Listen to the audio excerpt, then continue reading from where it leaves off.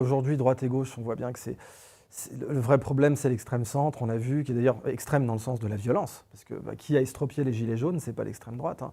Qui a éborgné les gilets jaunes, c'est pas l'extrême droite. Donc qui a fait des sujets, parce que non seulement les gilets jaunes, on les a éborgnés, estropiés, amputés, mais en plus on les a diffamés, on les a dénigrés. C'est l'extrême centre. Hein. La violence aujourd'hui, elle est du côté de Macron. C'est bien pour ça qu'il est à 18% d'opinion favorable max, hein, sans doute moins. Oui, Brigitte a été opérée à l'hôpital américain de Neuilly par le spécialiste européen de la féminisation du visage masculin. Les Français ont le droit de savoir ça. Et cette info a été supprimée. Donc ça, c'est factuel. C'est factuel. Bon, t'as un deuxième point. Excuse-moi, voilà, encore une fois, soyons très rigoureux. C'est clairement pas suffisant pour conclure. On est d'accord. Tout à fait, je le dis en tant que journaliste, ce n'est clairement pas suffisant. Si mais les preuves sont apportées scientifiquement. Absolument, mais je comprends même pas que ça ait pas été fait plus tôt. Je comprends même pas que ça ait, en fait, c'est de là qu'on va y venir. Je comprends même pas que ça ait pas été fait plus tôt. Publier un karyotype, une prise de sang, on n'en parle plus. Bon, on a traité Seymour Hersh de conspi, de complotiste, alors qu'il avait raison sur le Nord Stream. On a traité les gens qui enquêtaient sur l'ordinateur portable de Hunter Biden de complotistes, alors que c'était vrai. On a traité les gens qui parlaient du nazisme en Ukraine de complotistes, alors que c'était vrai. Stéphane Bandera était un nazi, point barre. On a traité les gens qui parlaient aussi des effets secondaires de Pfizer de complotistes. Aujourd'hui, les complotistes ont eu raison sur toute la ligne.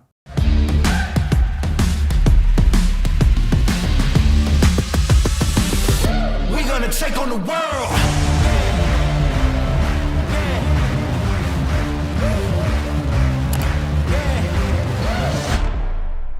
Bonsoir à tous et bienvenue dans ce nouvel épisode des Incorrectibles. Alors ce soir, je reçois un invité que j'apprécie particulièrement d'une part, et d'autre part dont les analyses éclairent les grands enjeux de notre époque, de la France de Macron qui vacille aux tensions internationales. Son regard apporte souvent des clés précieuses pour comprendre les crises que nous traversons. Avec lui, on va se poser une question centrale dans cette émission. Le monde est-il au bord du chaos ? Et puis nous nous plongerons dans la situation française, un pays enlisé dans l'impasse politique et sociale, une république qui s'écroule et un système médiatique enfermé dans son entre-soi. La France est-elle à bout de souffle ? On lui posera également la question. Donc pour en débattre, j'ai le plaisir d'accueillir l'essayiste et le conférencier, je passe tous ces qualificatifs, Idriss Aberkane. Bonsoir Idriss. Bonsoir Eric. Alors on va pas se mentir, on se connaît un petit peu puisqu'il y a quelques temps tu as fait un Bistrot Liberté qui a explosé tout au niveau des audiences et des commentaires surtout, ce qui est encore plus Ils sont très bienveillants, remarquable. Ouais. J'étais très heureux de voir que l'audience aimait un peu la profondeur de ce genre d'émission, de faire des formats à 2 heures, 1h30, 1h45 comme on va faire là d'ailleurs avec les Incorrectibles. Ça, mais avec une bande, une audience, un public, ça c'est vrai que tu en fais moins, parce que curieusement, c'est vrai qu'on ne te voit pas beaucoup dans les médias mainstream. Oui, mais c'est que je ne suis pas souvent à Paris. J'avais été à l'époque, Hanouna m'avait demandé de venir sur le plateau, mais alors c'était, surtout pendant le Covid, mais c'était le matin pour le soir, quoi. Et je lui ai dit, écoute, je ne suis pas... Alors t'es une machine à audience, quoi. Bon, j'irai pas jusque-là, mais en tout cas, pour l'instant, on fait de bonnes audiences. Nous plus d'1 million 300 000 abonnés sur ta chaîne. Sur YouTube, ouais, et puis sur Twitter, enfin sur X, ça se passe bien aussi. Mais malgré les shadowbans au passage, hein, parce qu'on a dû faire face, toi et moi, à des shadowbans, à des tentatives de terrorisme intellectuel, à des tentatives de dire n'allez pas sur la chaîne, enfin tu connais tout ça. Et malgré ça, on a cartonné. Et c'est aussi parce qu'on fait ces formats longs. Donc ravi de le faire avec toi, où on peut développer... T'es qualifié d'extrémiste de droite, toi aussi ? Bah non, moi, tu sais déjà, je suis racisé, t'ajoutes à ça, c'est un terme que j'aime pas, mais... T'ajoutes à ça que... Ah mais ils osent maintenant, hein. Il y a pas, c'est plus être racisé qui les empêche. Non, moi c'était plutôt sur, tu vois, le Covid, etc. Ou le mot complotiste, bien sûr, qui est devenu aujourd'hui une légion d'honneur. Si tu veux. Aujourd'hui, maintenant, si t'as pas été appelé complotiste, t'es pas un journaliste, c'est pas possible. Tu vois. Seymour Hersh, le plus grand journaliste d'investigation de tous les temps, a été appelé complotiste. C'est bon. Si Seymour Hersh, qui a révélé le massacre de My Lai, a été appelé complotiste parce qu'il a accessoirement révélé que c'était bien la CIA qui avait fait péter le Nord Stream, ce que tous les gens un peu sérieux savaient déjà, et qu'on commence à peine à accepter aujourd'hui. Bon, c'est devenu en effet un titre de gloire, et on sait que, tu sais, c'est toute la liste de ces épithètes qui étaient censées être des épithètes de dénigrement, comme l'art gothique. L'art gothique, c'était une insulte, hein. C'est gothique, ça, parce que normalement c'est l'art français, hein. C'est l'abbaye de Saint-Denis, l'art gothique n'est pas du tout gothique, il est français. Et donc, gothique, impressionniste, Daft Punk, tout ça, c'était des insultes. Daft Punk, c'était des critiques qui avaient dit « on a écouté ce que font ces jeunes-là, c'est du Daft Punk, c'est-à-dire du punk débile. Voilà. Daft Punk ». Et eux ont trouvé ça tellement marrant qu'ils en ont fait leur nom. Et aujourd'hui, c'est des milliards de vues cumulées, etc. Donc gothique, c'était une insulte, impressionniste, c'était... Tu me disais, bon, Cyril Hanouna, c'est une chose, t'invites, mais non, moi je m'étonnais que t'es... Bon, Yann Barthès, non, jamais. Alors lui, c'est trop marrant. Il avait tenté, tu sais, à une époque, son plateau avait... ils sont cons. Vraiment, je ne sais pas si c'est la coke ou le petit entre-soi parisien, mais c'est des gens qui sont bêtes. Ils sont bêtes, vraiment. Et tu le sens, vraiment. Entre la lecture de prompteur, l'oreillette, c'est des gens bêtes. Là, dernièrement, on avait eu des différents sujets depuis plusieurs mois, hein, c'est pas récent, mais sur Léa Salamé et Glucksmann sont ressortis les sujets, les interviews de Léa Salamé, où on voit qu'elle est bête, quoi. Je suis désolé, hein, je ne veux pas dire les choses autrement. Quand elle interviewe certaines personnes pour parler notamment des Jeux Olympiques, elle te sort alors, ce cheval a tué votre fille, qu'est-ce que ça vous a fait? Enfin, tu vois, des trucs ni fait ni à faire. Et donc, ouais, Yann Barthès. Alors, tu as eu 2 périodes. Tu sais, j'ai eu une période où j'étais dans tous les médias mainstream. Mais oui, je crois me souvenir, c'est à vous, tu n'avais pas été invité sur Oui, France entre 5, autres, BFM TV. J'ai été aussi. CNews À l'époque, je crois que CNews n'existait pas encore. C'est Ah oui, donc ça remonte à 2014-2016. Oui. C'est de 2013 à 2016. Donc tu étais invité même sur le service public? Oui, bien sûr, bien sûr. France Inter, j'ai eu de tout, j'ai fait des matinales de France 3, 2 fois la couverture du Point, 1 fois la couverture de Psychologie Magazine, pardon, et tout un tas de télé, de trucs plus, expert scientifique pour la société Endemol, pour l'émission Les Extraordinaires, avec Christophe de Chavannes, où je me suis rendu compte que c'était vraiment l'exemple du type qui est superficiellement superficiel, comme Castaldi, par exemple, le fils Castaldi, qui est vraiment superficiellement superficiel. C'est un mec très profond à la vie, mais quand tu dois faire 20% de part d'audience, laisse tomber, tu dois dump down ta persona, quoi. De Chavannes, c'est intéressant parce qu'il a vrillé complet. Moi, c'était une de mes idoles quand même. Oui, mais ça, c'est à cause du Covid. Laisse tomber, c'est parce que, voilà. Non, mais même pas que. Il avait fait une sorte de...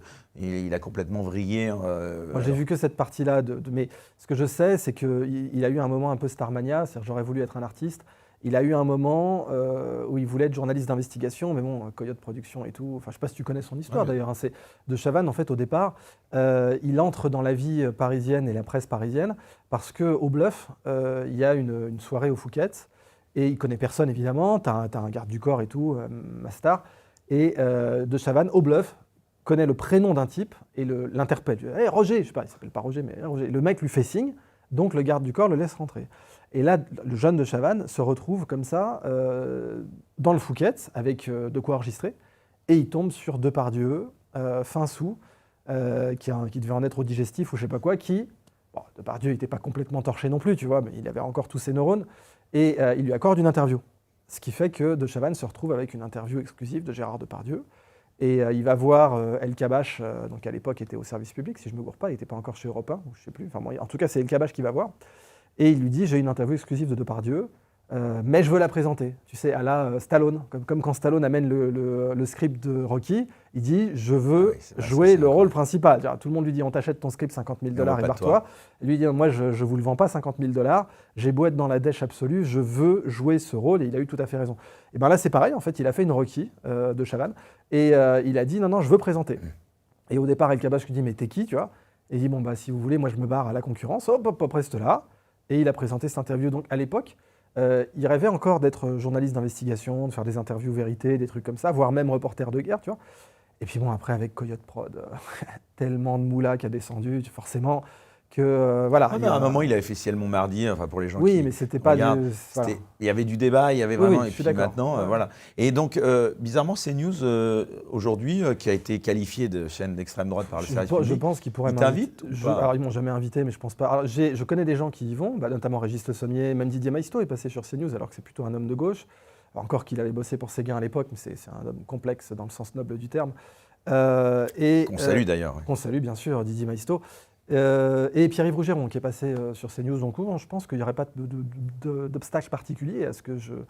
D'ailleurs, juste parenthèse, bon, on ne va pas faire trop long là-dessus, mais le qualificatif d'extrême droite, donc employé même par Delphine Ernotte. Oui, aujourd'hui, droite et gauche, on voit bien que le vrai problème, c'est l'extrême centre. On a vu, qui est d'ailleurs extrême dans le sens de la violence. Parce que qui a estropié les gilets jaunes, ce n'est pas l'extrême droite. Hein. Qui a éborgné les gilets jaunes, ce n'est pas l'extrême droite.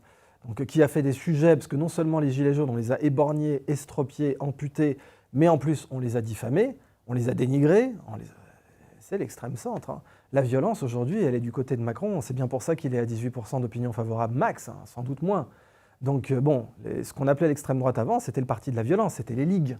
C'était le colonel Comte de Larocque, c'était les mecs, ils pouvaient te faire sauter l'Assemblée en mettant des... J'ai reçu Alexis Poulain il y a quelques temps, et c'est à croire que tu répètes exactement ce qu'il m'a dit. C'est incroyable. Mais c'est parce que ça saute aux yeux. Ça saute aux yeux. Et lui, il est de gauche, pour le coup. En effet, Alexis Poulain, c'est vraiment... Il m'a dit que c'était le président de la violence. Ah bah oui, mais ça l'est. Regarde son bilan. Même Pasqua, tu sais, Malik Oussekine et tout, c'était chaud quand même. Hein. Même Pasqua, il a pas tabassé autant que Macron. Hein. C'est ça qui est fou, c'est que Macron est présenté comme un mec charmant et tout. Mais même Pasqua, qui était quand même un bourrin, qui était quand même un mec endurci, enfin, il a fait la guerre, il a connu le service d'action civique, il a connu la guerre froide et tout, ils affichaient, enfin, tu sais, on disait coller des affiches à la Baramine, quoi, concrètement, tabasser les syndicalistes, enfin, c'était un mec violent. Pasqua n'a pas réprimé autant que Macron. Je ne sais pas si tu te rends compte de ça.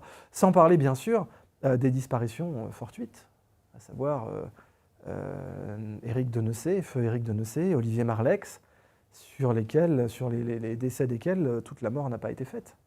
Toute la lumière n'a pas été faite, lapsus, toute la lumière n'a pas été faite, notamment avec, quand tu as quelqu'un comme Alain Juillet, qui dit, écoutez, c'est pas normal qu'un type se suicide au 22 en étant ancien espion français, et qu'il n'y ait pas de ses empreintes digitales sur le fusil. On va commencer par là, quoi. Donc, non, de la même façon que, par exemple, François Hollande avait été un des présidents de la 5e qui avait commandité le plus d'assassinats politiques avec les opérations Homo de la DGSE, de la même façon qu'Obama faisait tourner les drones 24-24, alors tu me diras, quand tu es président d'un empire, parce que les États-Unis sont un empire, soyons clairs, eh ben, c'est plus propre, entre guillemets, de tuer des gens par drone plutôt que des bombardements massifs à coups de B-52 ou plutôt de B-2 Spirit aujourd'hui. Comme disait Tywin Lannister dans Game of Thrones, pourquoi il serait plus horrible de tuer 12 personnes à un dîner que de tuer 12 000 personnes à la guerre. Certes, mais bon, Obama, mec de gauche, il a buté des gens par drone quasiment tous les jours, il signait, quoi. Hollande, mec de gauche, opération Homo à tous les étages. Donc il faut se méfier de ces étiquettes-là, hein, parce qu'à la fin de la journée, c'est la violence qui compte. C'est la violence qui définit ce qui est extrême ou pas. Et il est clair que Macron a été le président de la violence. Oui. Alors tu parlais d'Obama, ça nous amenait évidemment, voilà, c'est la première grosse partie de l'émission que j'aimerais qu'on consacre à ce sujet. Le monde, bon, est-il au bord du chaos? Mais surtout, j'aimerais qu'on revienne sur cette terrible mort de Charlie Kirk, donc assassinat, et le bouleversement justement sociétal que tout cela semble avoir provoqué, parce qu'on pourra vraiment dire qu'il y aura eu un avant et un après la mort de Charlie Kirk. D'abord, est-ce que c'est pour toi le début du chaos, justement, cet assassinat? Alors, il y a toujours un risque, c'est-à-dire, comme disait une de mes idoles, l'explorateur britannique Richard Francis Burton, nous dansons sur la margelle glacée de la mort, mais est-ce que la danse n'en est pas moins amusante pour autant? Donc nous dansons sur la margelle glacée de la mort. À tout moment, on peut mourir. Tu glisses dans ta salle de bain individuellement, tu peux mourir, tu traverses, il y a une voiture qui passe. La vie est fragile. Et l'ordre est fragile aussi. L'ordre qui est la vie sociale, qui est la vie de la société, et qui n'est pas non plus une fin en soi, on le sait bien. L'ordre est fragile. Et même des pays qui ont... Alors, on sait que les États-Unis, leur kryptonite, c'est la guerre civile. Ça, Abraham Lincoln l'avait clairement dit.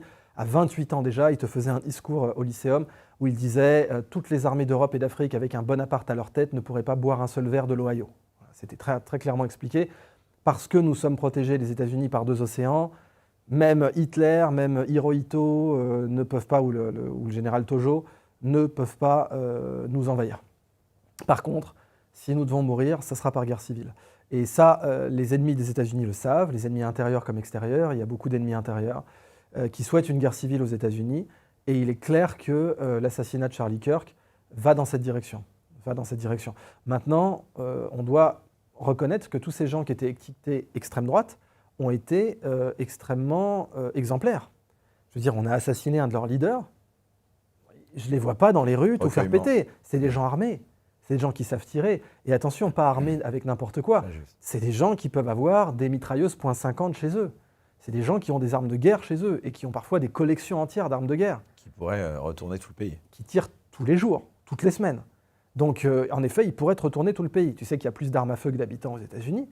Donc, tu dois avoir autour d'1 milliard d'armes à feu aux États-Unis. Pour 320 millions d'habitants, tu as au moins 1 milliard d'armes à feu aux États-Unis. Donc, ils auraient pu te mettre le pays à feu et à sang. Qui est violent aujourd'hui? Des gens qui se disent de gauche. Ils ne sont pas de gauche. Être de gauche, ça veut dire quoi normalement? Ça veut dire lutter contre Big Pharma, lutter contre... Or, c'est les premiers à te dire Pfizer est génial, c'est les premiers à te porter un pins avec Pfizer. Enfin, ils ne sont pas de gauche, ces mecs. Il faut arrêter les conneries 5 minutes.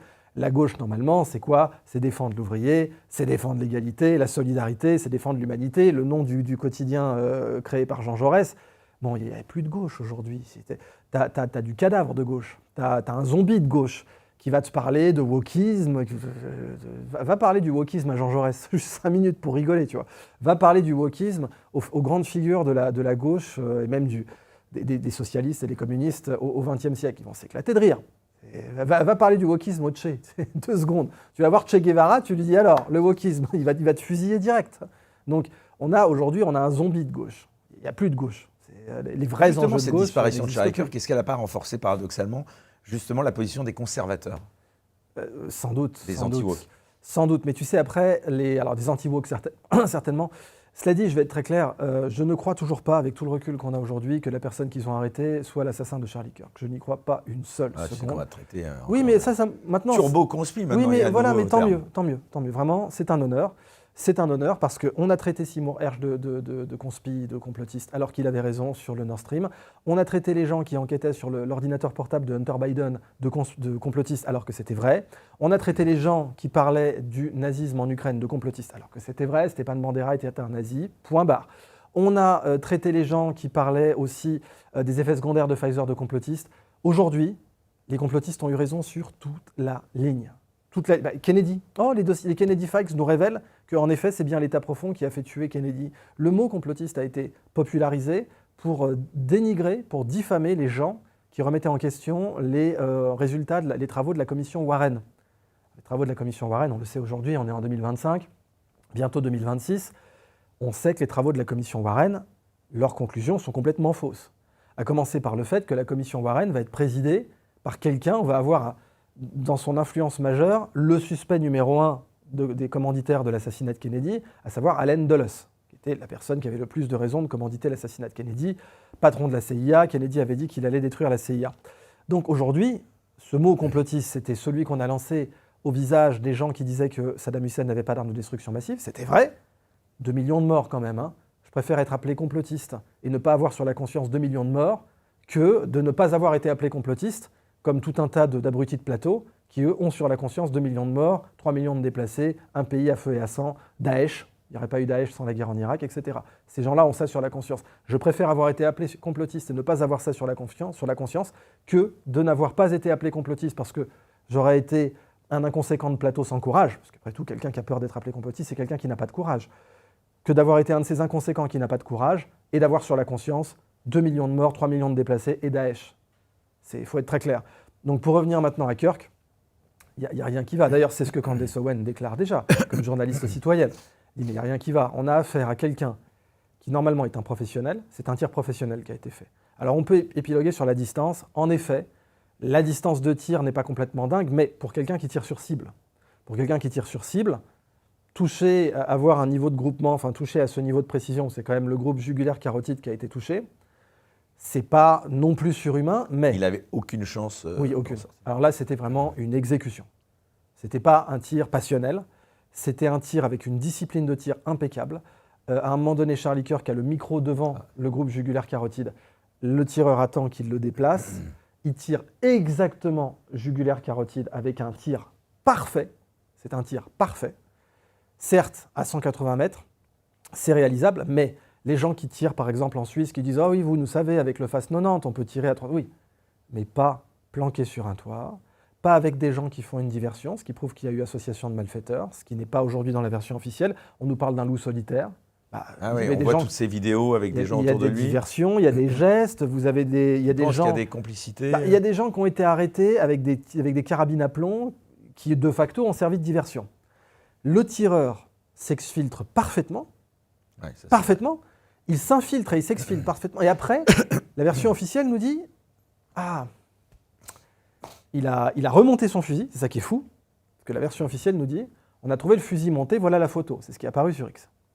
Le problème, c'est qu'on sait que le tireur a dû démonter son fusil pour s'exfiltrer. Donc, dans la version officielle, il faut poser les questions à la Colombo, un peu d'ironie socratique. Ah, d'accord. Donc, le tireur... Il s'est infiltré sur le toit d'une université de façon professionnelle. Il a conduit une discipline de tir exceptionnelle, où il a attendu que sa cible déplace le micro. Il a visé parfaitement et atteint le groupe jugulaire carotide, pendant que dans la confusion, 3 personnes se faisaient arrêter avec des carabines à plomb. Le tireur réussit à sortir du toit, à démonter donc son fusil, c'est une certitude, et à s'exfiltrer parfaitement. Tout ça pour ensuite remonter son fusil, se dire « Mon Dieu, j'aurais dû être pris. J'aurais dû être pris parce que j'ai un manifeste, vraisemblablement. J'aurais mieux fait d'être pris. Voilà, je me suis laissé le choix de m'exfiltrer. Mais le tireur va ensuite se dire 24 heures plus tard « J'aurais mieux fait d'être pris. Je vais donc remonter mon fusil pour être pris et je vais me rendre. » Ça ne fait aucun sens. Ça ne fait aucun sens. La version qu'on nous a servie ne fait aucun sens. Le tueur de Charlie Kirk n'est pas cette espèce de patsy, en tout cas, de la même façon que le tueur de Kennedy n'est évidemment pas celui qui a été assassiné, Lee Harvey Oswald, par la suite. Et il l'a dit lui-même d'ailleurs, je le rappelle, quand un journaliste lui tend un micro, il lui a dit « Mais pourquoi avez-vous fait ça ?» Il lui a dit « I'm just a patsy. » Je suis un prête-nom, je suis un bouc émissaire. « I'm just a patsy. » C'est ce que déclare Lee Harvey Oswald quelques heures avant sa mort. « I'm just a patsy. » Voilà ce qu'il dit aux caméras. On le sait que c'était un patsy, que c'était une conspiration complète pour tuer Kennedy.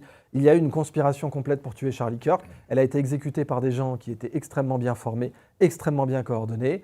Et mon opinion personnelle, c'est que ces gens qui ont commandité, organisé et structuré l'assassinat de Charlie Kirk vont obtenir l'effet complètement inverse. Ce qu'a dit sa femme d'ailleurs, après sa mort, elle a dit « Vous ne réalisez pas le feu que vous avez... » C'est ça. Je pense qu'ils ont... c'est des gens qui culturellement ne croient pas au karma. Et le karma qui veut dire réaction, qui veut dire action, conséquence, comme un billard. Eux, ils ont tiré, ils ont lancé la bille blanche, ils étaient très conscients de la trajectoire qu'allait prendre la bille blanche, mais ils n'ont absolument pas conscience des rebonds. Et ils ne sont absolument pas conscients des conséquences de cet assassinat vis-à-vis de leur état final recherché, leur objectif à eux. Et les conséquences de cet assassinat vis-à-vis de leur état final recherché, je peux le dire de façon péremptoire, vont être contraires, absolument contraires à ce qu'ils souhaitaient. Absolument contraires. Et ils ne s'en rendent absolument pas compte pour l'instant parce que ce sont des gens qui, étant tout-puissants, ayant des capacités d'organiser des événements comme pour Kennedy, des événements de cette nature, se disent que leur plan s'est déroulé sans accroc, mais n'ont pas la capacité spirituelle et intellectuelle de comprendre que les conséquences, les rebonds et les tumultes de leur action vont aller dans le sens contraire de ce qu'ils souhaitaient. En tout cas, il y en a un qui a déjà réagi à son niveau, c'est Donald Trump qui a désigné les Antifa comme organisation terroriste. Alors, est-ce que selon toi, il a eu raison ou est-ce qu'il a franchi, comme beaucoup de ses détracteurs le disent, une ligne rouge ? Les Antifa, de toute façon, on sait qu'ils sont notamment financés par George Soros. C'est toujours marrant d'avoir un milliardaire qui a lui-même d'ailleurs des opinions extrêmement fascistes et qui en a fait part à plusieurs reprises, qui est d'ailleurs... on ne peut pas être de gauche et accepter d'argent de George Soros. Ce n'est pas possible. Bon, Manon Aubry l'a fait, c'est pour ça que selon moi, elle n'est pas de gauche. Ce n'est pas possible d'être de gauche et d'accepter de l'argent de George Soros. Ce n'est pas possible. Il faut être très clair. George Soros a du sang sur les mains. George Soros a étranglé sa femme. Elle n'est pas morte, mais il a étranglé sa femme. Il a dû régler ça hors tribunal. Donc il a été poursuivi pour avoir étranglé sa femme, accessoirement. Ce type a du sang sur les mains quand il a fait sauter la Banque d'Angleterre. On estime que pour 1 point de chômage en plus, on a 1% de mortalité en plus. Ce type a fait exploser le chômage dans tout le Royaume-Uni pour une spéculation financière. On ne peut pas se dire de gauche et accepter le moindre centime d'un mec pareil. Or, les Antifa, on le sait de façon notoire, peuvent percevoir de l'argent de façon très indirecte. Soros n'est pas un idiot. Il n'arrive pas avec une mallette. Est-ce que ce sont des terroristes, comme le laisse entendre vous avez des pays, il y a des pays qui ont déclaré les Antifa comme terroristes, oui. Notamment l'Allemagne, je crois. Non, les Pays-Bas. Je crois que ce sont les Pays-Bas qui ont déclaré les Antifa comme terroristes. Donc oui, aujourd'hui, on est toujours dans l'idée du cadavre de gauche, c'est-à dire... Ils ne défendent pas les ouvriers. Non, mais il n'y a pas d'ouvriers chez les Antifa. Tu vois, un ouvrier qui est tourneur-fraiseur, qui bosse dans une usine auto. Tu vois même Philippe Poutou être Antifa. Philippe Poutou lui-même, je parle, peut-être des gens qui votent pour lui le sont, mais lui, l'homme Philippe Poutou. Pourtant, Dieu sait que je ne suis pas fan de lui, vu que même à gauche, il a pris juste les voix qui manquaient à Mélenchon. C'est quand même assez incroyable de se prétendre de gauche, de dire « Ah oui, je suis un mec de gauche ». Oui, en tout cas, tout ce que tu as fait, c'est que le seul gars qui avait une chance de gagner aux élections, pour faire gagner la gauche, tu l'as fait perdre. Ça, c'est ton bilan. Quoi que tu dises, on te fait passer sur BFM TV pour que tu fasses perdre le seul gars qui avait une chance de passer à gauche, qu'on l'aime ou qu'on l'aime pas. Mais je parle vraiment de conviction. Je ne dis pas que c'est ce que j'aurais voulu, mais en tout cas, par conviction, si le mec était de gauche, ce serait dit « Bon, on va essayer de faire gagner ». Non, dans sa campagne, il avait dit « Oh là là, Philippe Poutou, c'est pas un hologramme, mais je m'écarte ». Mais Philippe Poutou, physiquement, tu le vois être Antifa ? Moi, pas. Voilà. L'ouvrier, le prolo, il n'a pas que ça à foutre, si tu veux. C'est pour des mecs à la fac qui sont souvent issus de milieux aisés, rebelles, certes, etc., mais c'est une sociologie très particulière. C'est pas un vrai gros prolo lourd qui sait ce que c'est que de bosser à l'usine, que de se lever à 4 heures, etc. Donc, à l'époque où l'Union antifasciste a été créée par le Comintern, hein, donc sous Staline, c'était pour déstabiliser la République de Weimar. C'était une armée des ombres, comme Kessel dira plus tard pour la résistance. C'était une armée destinée à déstabiliser la République de Weimar. Donc, d'entrée de jeu, elle était considérée comme terroriste à l'époque, mais certes, si on était un idéaliste communiste international d'autre part, on ne le voyait pas comme ça. Mais aujourd'hui, c'est un cadavre. C'est plus l'oncle Joe Staline derrière. C'est l'oncle Soros. Moi, je veux rien avoir à faire avec l'oncle Soros. C'est un type qui, comment on peut encore une fois se dire Bernie de gauche. Sanders, le Mélenchon américain, a lui-même condamné. Absolument, il a condamné. Bernie Sanders a été absolument exemplaire, alors qu'il combattait tout ce que Kirk représentait. Il a dit non, c'est pas possible. C'est pas comme ça. Je combats tout ce que Kirk représente, mais à un moment donné, l'état de droit, la justice, la morale, l'ordre doivent prévaloir. Et puis même le showbiz, hein, ils sont tous en PLS parce qu'il y a quand même eu, Coldplay, il y a eu Paul McCartney, il y a eu pas mal de gens qui ont manifesté leur soutien. Vu ce qui s'est dit sur certains réseaux. Tu vas sur Blue Sky et Charlie Mastodon. Kirk et sa famille en tout cas. Tu vas sur Blue Sky et Mastodon, les réseaux, c'est devenu des asiles psychiatriques, hein, ces réseaux. Et tu regardes ce que les gens écrivent sur Kirk et tu regardes les incitations au meurtre. Les gars te disent allez, lui c'est le prochain, lui ça serait super. Voilà. Elon Musk et Elon Musk, Donald Trump, mais aussi en France. On te dit lui, ça serait super de le tuer, B, ça serait super. Attends, tu fais ça, t'es à droite, t'es en correctionnel, hein. Peut-être même en détention préventive. Tu t'amuses à dire, je vais te donner un exemple. Tu as Code Reno et Papacito qui ont tiré sur des cibles avec la tête de Mélenchon comme image. Ah, raison, je me souviens de ça. Parce que ils ont été relaxés. Et puis il y avait le poignard dans le mannequin, tu sais. Oui, parce qu'en fait, si tu veux, il répondait, et pourtant Dieu sait qu'on ne peut pas accuser Code Reno d'être particulièrement islamophile. Mais il réagissait à la une de Charlie Hebdo, le Coran c'est de la merde, je cite, ça ne protège pas des balles. Parce que Charlie Hebdo a déclaré, tu sais, que Charlie Hebdo a fait cette une, où il y avait des... bien que c'est Charlie Hebdo qui le disait, je le dis pas. Voilà, non mais absolument, il faut répéter que c'est Charlie Hebdo qui a dit ça. C'est pas ce que je dis, je suis musulman, ça va être compliqué. Bon. Mais Charlie Hebdo avait fait ça. Bon, moi, j'ai donné ma position sur les caricatures du prophète. Votre pipi caca n'a aucun impact sur moi. J'ai fait une vidéo sur ma chaîne très claire. Je dis, Magritte a fait une toile qui s'appelle « La trahison des images », où il montre une pipe et il dit « Ceci n'est pas une pipe », parce que je ne peux pas fumer la toile. Hein. Je ne peux pas aller au musée Magritte, prendre la toile, mettre du tabac dedans et la fumer. Donc oui, ce n'est pas une pipe, il a raison, c'est la représentation d'une pipe. Vos caricatures pipi caca de 68 à retardé, je suis pour vivre et laisser vivre. Si ça vous fait bander, honnêtement, vous avez le droit d'avoir ce genre de sexualité perverse. Elle est dans les limites de la loi. Je ne me sens pas insulté, je suis musulman. Vous avez le droit de bandouiller sur vos délires d'attarder 68 arts, ça ne me gêne pas. Allez-y, continuez. Je ne me sens pas en tant que musulman touché par ça. Pour moi, le prophète, ce n'est pas ce que vous représentez. Vous avez beau mettre une étiquette en disant c'est le prophète lui-même, il s'en fout. Il faut être très clair. Rendez à Dieu ce qui est à Dieu. Et moi, en tant que musulman, je m'en fous parce que ce que vous représentez, c'est pas le prophète.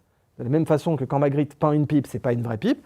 Quand vous faites votre représentation du prophète, vous représentez les espèces de dégueulasseries qu'il y a dans les méandres de vos circonvolutions et qui sont concrètement des flatulences cérébrales. Ça ne me concerne pas. Je veux dire, bon, vous pouvez faire passer un prout pour mon prophète, mais c'est votre problème, ça ne me concerne pas. Donc bon, et pour revenir à Code Reno et Papacito, ils font ça, mais immédiatement, mon Dieu, l'appel à la violence de l'extrême droite. C'était horrible, on saisissait le parquet. Ah bon ? Ah bah là, sur Blue Sky, c'est en meute. Il faut les tuer. Oh, ça sera masterclass quand ils seront morts. Oh, ça serait génial de leur viser la carotide. Ça serait génial de leur viser la jugulaire. C'est des appels au meurtre en permanence. Aucun problème. Alain Soral, on se souvient, a été condamné aussi pour avoir... pour des incitations à la violence, absolument. Alors lui, c'est des trucs encore plus délirants. Même Musk s'en est offusqué. Parce que lui, il a été condamné en Suisse pour avoir décrit une personne en Suisse comme étant une grosse lesbienne. Alors que, renseignement pris, moi j'ai voulu regarder en tant que journaliste, est-ce que la personne était en surpoids ? La réponse est oui. Est-ce qu'elle n'était pas hétérosexuelle ? Est-ce qu'elle était homosexuelle féminine ? Oui. Bon, à partir de là, à quel moment dire la vérité devient une insulte ? Bon, mais, alors est-ce que c'était le ton ? Mais on n'a pas le droit de condamner quelqu'un pour le ton. Ou Dieudonné qui a empêché de jouer ses spectacles avant même de les avoir joués. Alors lui, c'est pareil, c'est du délire complet. Il y a des arrêtés préfectoraux, etc. Alors que, tu vois, même André Berkoff Andrei Berkov, il est d'origine juive. Je veux dire, ça saute aux yeux. Berkovitz, faut être un peu débile pour pas comprendre qu'il a des origines ashkénazes, même s'il parle évidemment un arabe impeccable que je ne parle pas, ayant grandi au Liban. Mais il a reçu Dieudonné. D'ailleurs, il a fait 1 million de vues, je crois. Andrei Berkov reçoit Dieudonné avec respect. Il le traite pas. Oh, c'est horrible. Là, je vais me laver les mains après vous avoir. Non, il le reçoit. Écoutez, je suis pas d'accord avec vous. Mais bon, on est quand même en 2025. Et ça pose vraiment d'ailleurs, on s'était croisés aux dernières assises de la souveraineté à Arras, organisées par Florian Philippot et les Patriotes. Cette déflagration, parce qu'il y a vraiment une déflagration, a rejailli sur la France et sur le débat autour de la liberté d'expression. Oui. Parce que là, c'est vrai que, aux États-Unis, tout le monde invoque ce premier amendement. Ou ce deuxième. C'est le premier amendement, le second, c'est les armes, et on dit que le second défend le premier. Donc, le premier amendement, vraiment les pères fondateurs des États-Unis, c'est la liberté d'expression, qui est issue en fait des premiers puritains, tu sais, qui au départ voulaient la liberté de culte. La liberté d'expression, mais alors il y a un petit débat parce que justement sur ce qu'elle est, même, tu sais, il y a eu des gens qui ont été licenciés pour avoir, mais là aussi le narratif a été complètement dévoyé en France. Ils peuvent tomber sous le coup de... C'est pas de la critique, c'est parce qu'ils ont fait de l'apologie, ils sont réjouis du meurtre et ils ont appelé à en commettre d'autres. Et en effet, là, une certaine presse française a été déplorable parce qu'elle a dit, pour avoir critiqué Charlie Kirk, qu'ils ont été virés. Non, c'est faux. C'est faux, c'est du spin doctoring, c'est tourné, c'est du mensonge par omission, c'est du mensonge par demi-vérité. Non, ils n'ont pas critiqué, ils ont appelé au meurtre de Charlie Kirk. Et cette même presse, cette même presse qui va t'écrire que justement quand Papacito et Code Reno tirent sur des cibles, ils font un appel au meurtre, ce que le parquet a considéré nul et non avenu, eh bien là c'est de l'appel au meurtre. Par contre, quand tu as des gens qui écrivent explicitement « il faut tuer machin, pas sa représentation, pas son image, pas un mannequin avec de la paille, il faut tuer bidule », ben là, ce n'est pas de l'appel au meurtre, c'est de la critique et c'est du premier amendement. L'appel au meurtre n'est pas couvert par le premier amendement aux États-Unis, il faut être très clair. Mais l'incitation à la haine, elle existe aux États-Unis. La haine raciale, elle existe aux États-Unis. Les hate crimes existent aux États-Unis. Si tu décides d'utiliser le N-word de façon répétée dans un café à l'encontre d'un noir, c'est un hate crime. C'est un hate crime, tu vas tomber sous le coup de la loi, tu risques 5 ans de prison. Donc il y a des lois, ça y est, il n'y a pas à se demander si les lois sont floues aux États-Unis. Elles ne le sont pas, elles sont très claires. Ce n'est pas couvert par le premier amendement d'utiliser le N-word contre un noir aux États-Unis. Ça ne l'est pas. Même encore pire à la télé, bien sûr, ou dans des conditions aggravantes. Donc non, la loi est très claire. C'est juste que pour l'instant, il y a des abus, il y a des gens qui peuvent se permettre d'inciter au meurtre, tout comme d'ailleurs quand Hillary Clinton avait contesté les élections. Ça n'avait pas réussi. Hillary Clinton a contesté les élections de façon répétée. Elle a dit « Ah ben non, je ne suis pas d'accord des élections locales, je ne suis pas d'accord avec le résultat ». À aucun moment, on a dit qu'elle appelait à la sédition. Par contre, quand des partisans de Donald Trump, comme Steve Bannon, avec lequel il a pris ses distances d'ailleurs, qui a fait de la prison, et ben quand eux, mais encore une fois, Trump a pris ses distances vis-à-vis de Bannon, ses distances définitives. Eh bien, quand eux ont contesté les élections, et il y avait des raisons de les contester, ça aussi, ça avait été appelé complotiste, et aujourd'hui, on a tout un tas de preuves qui démontrent par A plus B qu'il y a eu des interférences électorales, à commencer par le fait que l'affaire du portable de Hunter Biden n'a pas pu être publiée pendant les élections, donc en contravention de la démocratie accessoirement, à cause du FBI. C'est comme si la gendarmerie disait « Attendez, on a un dossier sur un candidat, on ne va pas le sortir parce qu'on veut que ce candidat gagne ». Bon, au passage, c'est littéralement l'affaire Cohen-Legrand. Ces gens-là ne sont pas gendarmes, mais c'est ce qu'ils ont dit. On va utiliser les moyens publics pour empêcher quelqu'un d'être élu. Quelqu'un avec qui on a des conflits d'intérêts par ailleurs. Donc, on voit ce 2 poids 2 mesures. On l'a vu pour les incitations à la haine, on les a vus pour les incitations à la violence. Et ça peut faire péter le pays. Pour répondre à ta question sur le chaos, ça peut faire péter le pays, en effet. Et je suis très content que ça ne l'ait pas fait pour l'instant. Mais certains veulent que le pays pète. Il y a un autre drame dont on n'a pas vraiment parlé en France, c'est le drame de cette Ukrainienne qui a été égorgée. Elena Zalotska. Voilà. Ça aussi, c'est vraiment pour faire. Alors, pour moi, c'est délibéré. C'est-à-dire que délibérément, des ONG, des groupes puissants, qui sont multimillionnaires, parfois milliardaires, comme Soros, veulent délibérément exposer la classe moyenne américaine à des criminels. Et ça, c'est quelque chose qui est culturellement inculqué, pour ne pas dire contaminé, inoculé. C'est un inoculat culturel qu'on impose à tout l'Occident. Alors qu'elle représente tout ce que normalement les États-Unis sont censés défendre. Oui. Une Ukrainienne réfugiée, 23 ans, pleine d'avenir, qui était... Absolument, elle prenait le métro parce qu'elle était en train de passer son permis de conduire, elle était débrouillarde, etc. Et elle a été assassinée pendant qu'elle envoyait un message à son petit copain. C'est vraiment horrible, elle était en train d'envoyer un message à son petit copain pour lui dire « T'inquiète pas, dès que je suis rentré, je t'écris ». et comme ça, gratuitement, elle est égorgée. Voilà. Et on a une certaine presse américaine qui titre, CNN pour ne pas la nommer, donc le groupe Warner, qui décide de titrer, alors que les faits, c'est un égorgement gratuit par un schizophrène complètement déglingué, dont le cerveau a été déglingué par les ONG qui disent tous les blancs sont racistes. Donc tu as des ONG aux États-Unis qui disent tous les blancs sont racistes. Donc tu es responsable, alors moi je ne sais pas de quoi je suis responsable, Abel Khan ça veut dire le noir, donc, j'ai littéralement des ancêtres noirs, mais j'ai aussi des ancêtres blancs, de vieilles familles françaises qui remontent aux croisades. Ce qui me fait toujours marrer d'ailleurs quand il y a des gens qui disent qu'ils veulent me rémigrer. Tu as des mecs qui disent alors que t'es une partie de ta famille bien plus. Exactement, j'ai un mec qui m'a sorti sur X, mais eux ils me font marrer parce que la bêtise me fait plus rire qu'autre chose. Il y a un mec sur X qui m'a sorti toi tu es un Abdallah de Bourgogne, ce qui me fait rire parce que c'est une référence aux inconnus, c'est le chevalier de Pardaillec. C'est Didier Bourdon et Pascal Légitimus qui est un ami par ailleurs, que je salue, dont le talent est immense. Et moins Bourdon, et qui joue Abdallah de Bourgogne justement. Et donc voilà, il y a un mec sur X qui allait m'écrire « Toi, t'es un Abdallah de Bourgogne, donc il faudra te remigrer. » Ah bon? Le problème, c'est que je descends en droite ligne de la famille Crégu qui remonte aux croisades. Alors tu vas faire quoi? Si ça se trouve, toi, t'es en France depuis 5 générations à peine.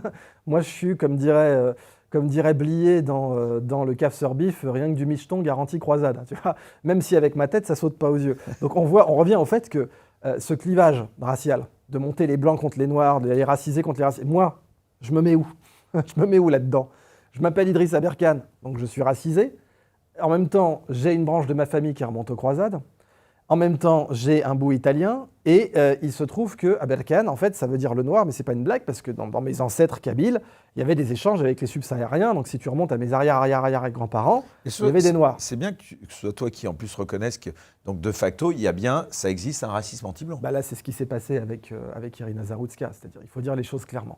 Dès lors qu'on dit à quelqu'un sale, 3 petits points, bah, il y a un racisme contre et que les 3 petits points sont une race, bien sûr, une ethnie. Les races n'existent pas, puisque voilà, c'est ethnie le terme scientifique, et que, on est interfécond. C'est la définition d'une espèce en biologie, c'est l'interfécondité avec une descendance féconde. Hein. Un cheval et un mulet, c'est pas la même espèce parce qu'ils sont interféconds. Enfin, un cheval, pardon, et un âne, ils sont interféconds, il peut avoir un mulet, mais le mulet n'est pas fécond. Donc, un lion et un tigre, c'est pas la même espèce, il peut avoir une descendance, ça s'appelle un ligre en français ou un liger, mais le ligre n'est pas fécond. Ça s'arrête. Donc, la définition en biologie d'une espèce, c'est interfécondité et descendance féconde. Et en l'occurrence, si j'épouse une pygmée et qu'on a des enfants, voilà, modulo des risques génétiques on aura une descendance féconde.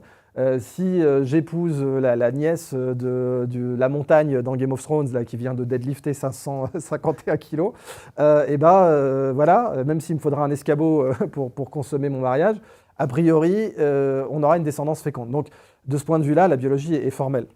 Même si, évidemment, il y a des traits physiques, par exemple, il est de notoriété publique que la plupart des peuples asiatiques ont plus de collagène, ce qui explique qu'ils aient l'air jeunes plus longtemps, parce que pour résister au froid, aux tempêtes, dans les écosystèmes des steppes, etc., de la Sibérie, il faut plus de collagène. Donc c'est factuel que les peuples d'Asie, toutes choses égales par ailleurs, ont plus de collagène, donc ont souvent l'air jeunes plus longtemps. C'est ce qu'on dit souvent, que les femmes asiatiques, par exemple, ont l'air jeunes plus longtemps parce qu'elles ont une peau plus riche en collagène. Bon, donc il y a évidemment, par exemple aussi, la plupart des Afro-Américains à la boxe ont tendance à moins se couper, à avoir moins de coupures. Tous les entraîneurs de boxe, alors c'est évidemment une statistique, voilà, parce qu'en fait, toutes choses égales par ailleurs, les Afro-Américains ont tendance à avoir une peau un peu plus épaisse que la moyenne.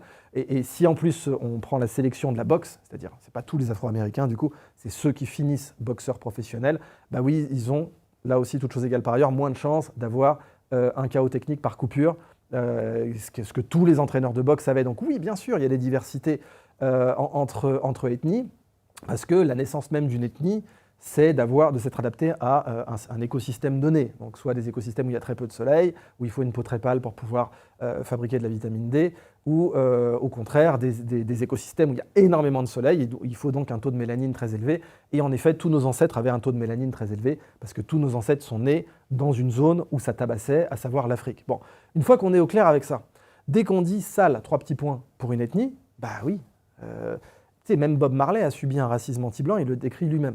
Bob Marley était moitié blanc. Donc en Jamaïque, on lui disait sale blanc. Ah oui, des deux côtés. Bah oui, tu vois, t'es coincé. T'es coincé. J'ai un ami et client en Afrique du Sud qui est métis, café au lait, et qui a fini, alors je ne vais pas donner exactement son poste parce que ça permettrait d'identifier, mais qui a fini à des postes très élevés en Afrique du Sud, avec des responsabilités extrêmement élevées. Les Noirs le traitent de sale blanc, enfin pas tous les Noirs bien sûr, mais à Soweto, il peut se faire traiter de sale blanc, et évidemment, par d'anciens africaneurs un peu endurcis, il se fait traiter de sale noir. Donc on va où ? Et c'est intéressant que tu dises ça parce que je ne sais pas si tu te souviens, Idriss, tu m'avais fait le plaisir de venir dans une de mes toutes premières émissions, Les Incorrectibles sur YouTube. Et tu m'avais dit quelque chose, je ne sais pas si tu t'en souviens, qui m'avait beaucoup marqué. Tu m'avais dit, parce que je t'avais demandé finalement si tu avais été victime dans ta vie, ce qui pouvait être le cas, de racisme. Et tu m'avais dit un truc qui m'avait beaucoup marqué. Tu m'avais dit que les gens qui t'avaient le plus souvent fait comprendre que tu étais différent, c'était des gens de gauche. Alors 100%. Tu peux nous rappeler ça parce que... Alors, à Normal Sup ou Polytechnique, dont je suis docteur, ils ont tout tenté pour essayer d'effacer, de réécrire l'histoire en disant que je ne suis pas docteur de Polytechnique. Et je le suis. Et tu penses que ça a participé? Ah non, mais complètement. T'aurais été... Oui. Et c'était, tu vois, tu prends par exemple un gars à Polytechnique... Un blanc, tu penses que t'aurais pas... j'aurais été plus dans leur cadre. Tu penses que ça explique voilà, les attaques que tu as subies, en effet? Voilà, quelqu'un, et c'est ce qu'explique très bien Papacito par ailleurs. Et il te sort, tu sais, imagine, qu'est-ce qui est le plus raciste? Le gros déménageur qui te fait hey, couscous, viens là, puis qui partage sa bouffe avec toi, c'est un gros déménageur, le mec, voilà, il n'a pas lu Proust. Brut de pomme, ouais. Ou le gars dans le 5e arrondissement qui fait ah, tout de même, ça doit vous faire quelque chose d'être rentré à Normal Sup, Abdullah. Hein, qu'est-ce que vous... C'est pas mal quand même, hein, plutôt que de faire du basket ou à Dieu ne plaise, de dealer de la drogue. Voilà, c'est ça. Oui, ou d'être rappeur. Très fier parce voilà, que compte tenu de vos gènes, c'est ça. Mais voilà, limite, ça, quand limite, même, limite. Voilà, et ben, ce genre de réflexion à la con, des mecs qui allaient voter Parti Socialiste m'en ont fait beau. Et puis qui ne sais pas qui allaient voter. Tu veux dire un racisme presque... sale, dégueu. Snob, on va dire. Oui, mais voilà, un racisme, le vrai racisme systémique. Le racisme de... Tu vois, de quelqu'un qui est dans l'establishment et qui te dit reste à ta place de façon fourbe et subtile. Le racisme fourbe est beaucoup plus dégueulasse que le racisme beauf, si tu veux. Parce que tu as des mecs racistes beaufs, tu peux dormir chez eux. Les mecs, là, les racistes fourbes, jamais ils m'auraient ouvert la porte de leur salon, si tu veux. Il y a des gars qui pouvaient me sortir des blagues beaufs, etc. Mais qui interdiraient de louer leur appart à je pouvais dormir chez eux. Des immigrés. Je pouvais être témoin de leur mariage. Quand j'ai fait l'armée, donc la royale, hein, la marine, tu avais des mecs, ils jactaient en latin, c'était la messe en latin, bénie par le pape. Ils me recevaient chez eux. Chez eux, je dormais chez eux, à côté de la chambre de leur fille. C'est ça le respect. Donc, et même parfois, donc, témoin de mariage à des gens qui ont fait bénir leur mariage par le pape. Les fourbes, le racisme fourbe, dégueulasse, de mecs de la gauche caviar, en fait. Qui d'ailleurs, il est fourbe parce qu'il est là aussi pour échapper à la loi. Parce que, tout de même, Abdullah, tu ne peux pas être inculpé pour ça. Tu sais, les soufis disent, l'action faite en secret vaut 77 fois l'action faite au grand jour. Le racisme fourbe et en secret, le racisme chien-dent, il vaut 77 fois le racisme beauf. Il n'y a que le racisme beauf qu'on attaque. Mais le racisme chien-dent, il vaut 77 fois le racisme beauf. C'est le chien-dent qui peut casser une pierre, qui peut vraiment détruire les choses. C'est celui-là qui peut foutre les fondations d'un bâtiment en l'air. Et celui-là, je l'ai beaucoup plus vécu, en effet. Je l'ai beaucoup plus vécu. Et de la même façon, c'est intéressant que tu nous fasses part aussi des réactions, parce que tu es très populaire, tout le monde le sait, mais les gens qui sont issus de ces communautés musulmanes d'origine algérienne ou d'autres pays, ils te voient comment ils te soutiennent pour oui, la plupart, oui, bien sûr. Après, tu sais, tu as toujours... Là encore, là aussi, à part Mélenchon et ses copains qui laissent croire, beaucoup de gens racisés, comme tu l'as dit, sont d'accord avec tes positions et en tout cas celles de beaucoup de gens. Non, mais regarde même ce que Bassem est allé dire sur ta chaîne. Je ne vais pas remettre des mots dans sa bouche. Il a été très clair. D'ailleurs, il a cartonné sur Les Incorrectibles. Je crois qu'il a fait 700 000 vues. Le Bistrot Liberté. Le Bistrot Liberté, pardon, absolument. Et donc Bassem, voilà, il a mis les choses à plat. Mais tu sais... Ouais, mais il s'est fait aussi bien parce que tu as des clientèles maintenant. Tu as une question de clientèle. Des clientèles raciales, etc. Et puis, tu as le fait aussi que la France ayant été désindustrialisée, les gens qui ont désindustrialisé la France savaient très bien que ça allait définitivement changer la gauche française. Quand la France était industrialisée, la gauche française, tu vois, moi d'où je viens, pourquoi j'existe ? J'existe parce que mon grand-père italien René Serketti, qui est cité dans des thèses de doctorat maintenant. J'ai été frappé de voir des thèses de doctorat qui parlaient de René Serketti, avec tout un passage sur des gens que ma mère a bien connus, etc. René Serketti, syndicaliste aux usines Renault de Boulogne-Billancourt. Comme il était syndicaliste aux usines Renault de Boulogne-Billancourt, donc en gros il faisait chier, quoi, on le mettait avec les Algériens, c'était la punition. Donc on le mettait avec les ouvriers algériens. Donc, alors lui, c'est aussi tout le paradoxe. Mon grand-père, que j'aime beaucoup, j'étais très proche de lui, qui a construit sa maison de ses mains en Auvergne et tout, il est enterré en Auvergne aujourd'hui, donc avec ma grand-mère, Janine Crégu, famille Crégu, croisade. Il disait d'ailleurs, mes ancêtres ont mis la pâtée au tien, parce qu'elle, gauloise, Arverne en plus, tu vois. Et puis, bon, techniquement, elle a d'autres origines dont je ne parlerai pas dans cette émission. Mon grand-père, et lui était italien, romain, qui disait mes ancêtres ont foutu la pâtée au tien, bref. Et lui, il avait été éduqué par un abbé d'extrême droite, liguiste, le père Fromont, qui était, ça filait droit. Hein. Il ne fallait pas parler d'avortement, il ne fallait même pas parler de préservatif, attention, dans les années 30.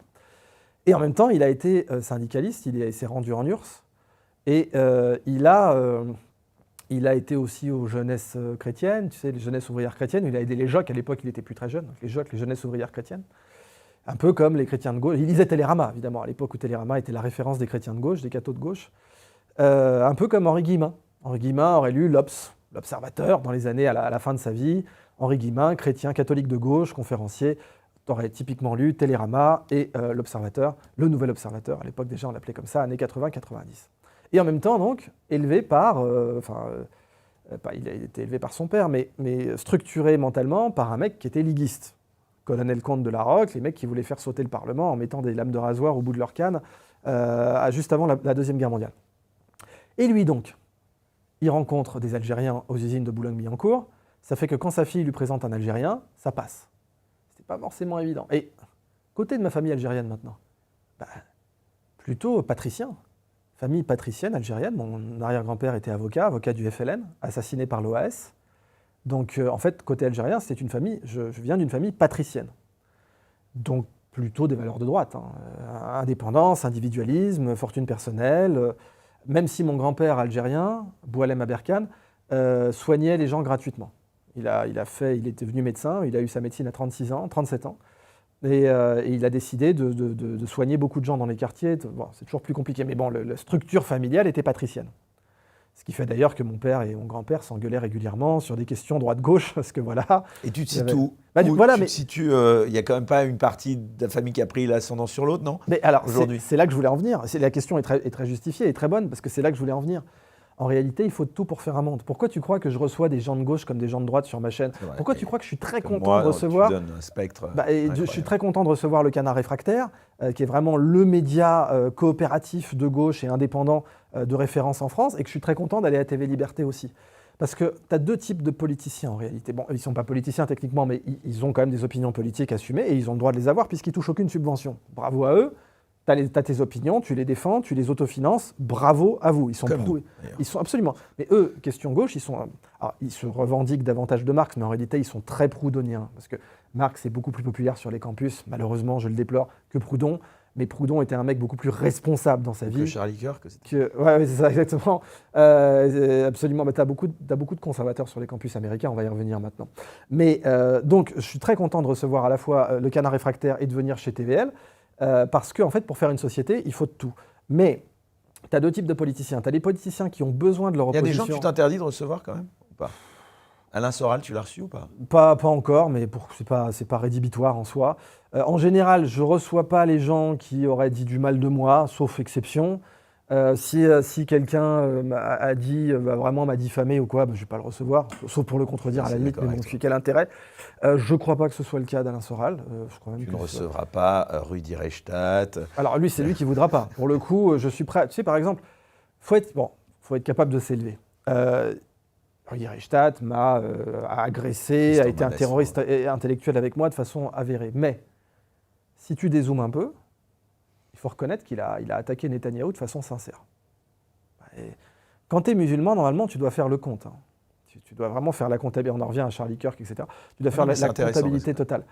Rudi Reichstadt, parce qu'il vote en Israël. Je suis quasiment certain qu'il vote en Israël. C'est quelqu'un qui, en tout cas, s'intéresse beaucoup à la politique en Israël. Et sur X, il a déglingué Netanyahou. Déglingué, et puis de façon haaretzienne, hein, de façon journalistique, sérieuse, en disant ça c'est antidémocratique, ça c'est n'importe quoi, ça. Et je pense qu'il était sincère, que c'était pas juste, tu sais, du comme certains diraient, du pile-poule ou de la chutzpah, des choses comme ça. Non, je pense qu'il était absolument sincère. Et qu'il faisait de la politique, il faisait de la... Non, mais dans sa connerie, il peut être sincère. Non, mais là, c'était pas de la connerie. Non, mais en l'occurrence, de manière aussi générale, il peut être sincère même dans sa connerie. Absolument. C'est vrai qu'il faut distinguer les gens qui sont sincères dans ce qu'ils disent versus les gens qui sont cyniques, absolument. Voilà. Je suis d'accord que il y a des gens qui peuvent vraiment considérer qu'on est des affreux bonhommes, tu vois. Mais donc, en l'occurrence, Rudi Reichstadt ne viendra pas sur ma chaîne parce qu'il ne voudra pas, mais... bien que tu fais une différence avec Tristan Mendès France, un petit peu quand même, qui avait d'ailleurs sorti un tweet immonde. Il ne viendra pas sur ma chaîne non plus. Oui, sur Charlie Kirk. Il ne viendra pas sur ma chaîne non plus, mais... Tout ça pour dire que tu as deux types de politiciens. Tu as les politiciens d'élite qui sont capables d'intégrer leur propre position. Donc ça, c'est Charles de Gaulle, c'est Abraham Lincoln, c'est des gens comme ça, qui sont capables d'absorber, par exemple, Abraham Lincoln, donc était évidemment contre... Donc pardon, tu m'as pas dit, je reviens parce que, pardon, j'ai fait une digression. Tu te sens pas plus d'un côté que de l'autre, algérien, français? Non, je suis français, alors j'ai en effet la double nationalité. Mais t'es franco-algérien. Oui, ce qui m'a été très très reproché par un certain racisme en Suisse, par exemple. Quand j'ai enquêté sur l'affaire des pédophiles de la RTS en Suisse, qui est une affaire majeure, absolument majeure, qui a été cachée, qui a été dissimulée activement par des services suisses, on m'a mis un faux procès. J'ai eu une dénonciation calomnieuse, qui a été classée d'ailleurs, mais qui a donné lieu ensuite, qui a permis de flinguer suffisamment ma boîte pour que je sois ensuite inquiété par ailleurs. Mais j'ai eu une dénonciation calomnieuse en Suisse, qui commençait par Idrissa Berkane, apparemment de nationalité française. Voilà. Et c'est un parquet de gauche qui a instruit ça. C'est un parquet qui est contrôlé par des gens qui se prennent pour les Mitterrand de la Suisse. Enfin, il y a un match France-Algérie au foot, t'es pour qui? Ah non, mais alors ça, déjà, je ne suis pas méga foot, mais puis tu sais, honnêtement, s'il y a le... Alors moi, c'est plutôt l'Italie. Voilà, je suis plutôt pour l'équipe italienne parce que je me sens aussi italien. Je n'ai pas pris de nationalité italienne. Parce que tu vis en Italie aujourd'hui, hein, c'est ça? Alors maintenant, j'ai vécu en Italie longtemps. Là, je suis en train de déménager, mais j'ai vécu pas en France, pardon. Ah non, je me sens pas bien en France. Honnêtement, je me sens pas bien. J'ai vécu à Montmartre. Tu sais, avec toute cette pression, ce terrorisme intellectuel, etc. Tu veux dire que la France, c'est plus un pays où il fait bon vivre? Bah non, mais il y a plein de gens qui se sont taillés. Enfin, tu le vois bien. Bah tiens, Papacito, il s'est cassé. Ou même donc quelqu'un qui ne s'aime pas entre eux. Mais c'est pas pour des raisons financières, ce qui pourrait entre soi... Non, au contraire, tu sais, même j'ai des entreprises en France. Donc j'ai des entreprises en France. Elles me doivent de l'argent d'ailleurs. Donc je pourrais très bien travailler en France et sans aucun problème. Voilà, j'ai des entreprises qui me doivent de l'argent. Donc pas de souci. Et je sursois... Tu gagnes très bien ta vie, toi, aujourd'hui. Je gagne bien, très bien. Quand tu vois Anne Hidalgo, etc., tu te dis que tout est relatif. Mais en effet, je suis autonome, mais j'ai été ruiné. On a détruit mes affaires en Suisse. On a détruit mes affaires. Quand j'ai enquêté sur l'affaire des pédophiles de la RTS et l'affaire de l'or des Peuls, qui est une affaire gravissime qui n'est pas encore réglée, on m'a ruiné. C'était définitif, acté et raciste, puisque apparemment, nationalité française. Tu peux pas faire plus raciste que ça. Hein. D'ailleurs, en France, là, pour le coup, des juges du syndicat de la magistrature, ils n'auraient pas laissé passer ça. Hein. Là, les fameux juges rouges, etc., ils n'auraient jamais laissé passer une plainte calomnieuse, qui est fausse, qui a été classée, du coup, avec la honte du parquet, qui disait Idrissa Berkane, apparemment, nationalité française. Jamais un juge rouge, même je sais pas si j'ai été sur le mur des cons ou pas dans le syndicat de la magistrature, même un mec qui m'aurait mis sur le mur des cons dans le syndicat de la magistrature, il n'aurait pas laissé passer ça. Non, là vraiment, et on en revient à ce racisme chien-dent, ce racisme dégueulasse, ce racisme de fond, tu vois. C'est deux gens qui se prennent pour Mitterrand, / Balzac, et qui comme ça, apparemment, nationalité française, Burke. C'est le vrai racisme, pour moi. Parce que je suis suffisamment intelligent pour faire la différence. Et tu penses que tu payes certaines de tes positions autres, bon, que c'est des bien sûr, procès, d'avoir défendu Raoult, bien sûr, d'avoir défendu Didier Raoult, ça je l'ai payé, mais j'en suis fier. J'en suis fier, c'est une médaille. Tu sais, t'as un ami à toi qui se fait tabasser dans un bar. T'interviens. Tu sais que tu peux te faire péter une dent, tu sais que tu peux te faire décoller. Et qui te le rend bien d'ailleurs, Didier Raoult. Oui, c'est un ami, c'est quelqu'un pour qui j'ai un immense respect, mais bien avant, sa capacité à démontrer son courage et son intégrité. Il n'a pas pris un centime de Big Pharma, il a été droit dans ses bottes jusqu'au bout. Et oui, l'hydroxyne fonctionnait contre le Covid-19 aujourd'hui. On le voit, il y avait plein d'études qui le montraient. Même Fauci, dans les échanges de mails, le savait. Tous les abrutis qui n'avaient pas la moindre compétence en biologie, pas la moindre, savent très bien qu'ils ont eu tort. Bon, ils ne vont pas l'admettre parce que ces gens-là n'admettent jamais qu'ils ont tort.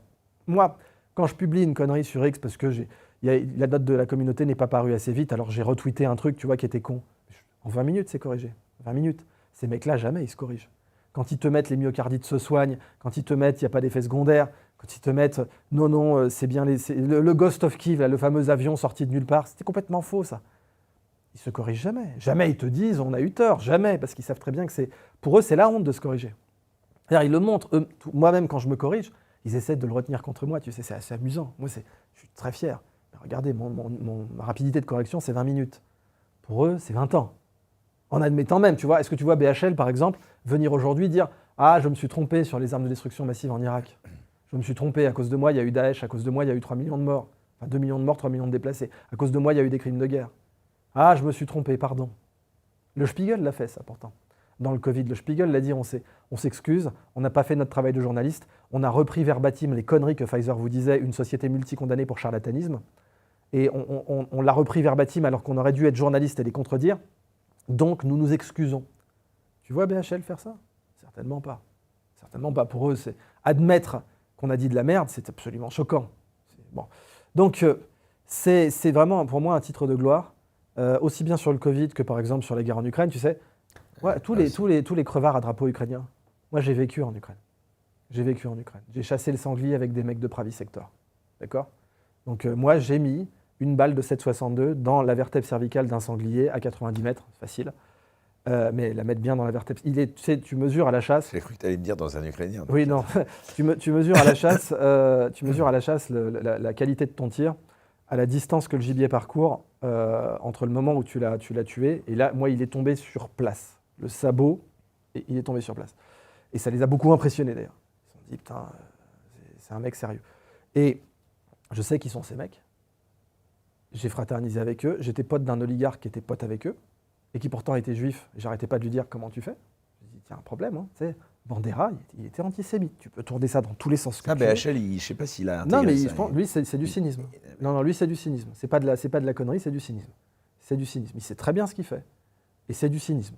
Voilà. Mais bon, Bandera, c'était un antisémite. La Shoah par balle, c'est pour de vrai. Hein.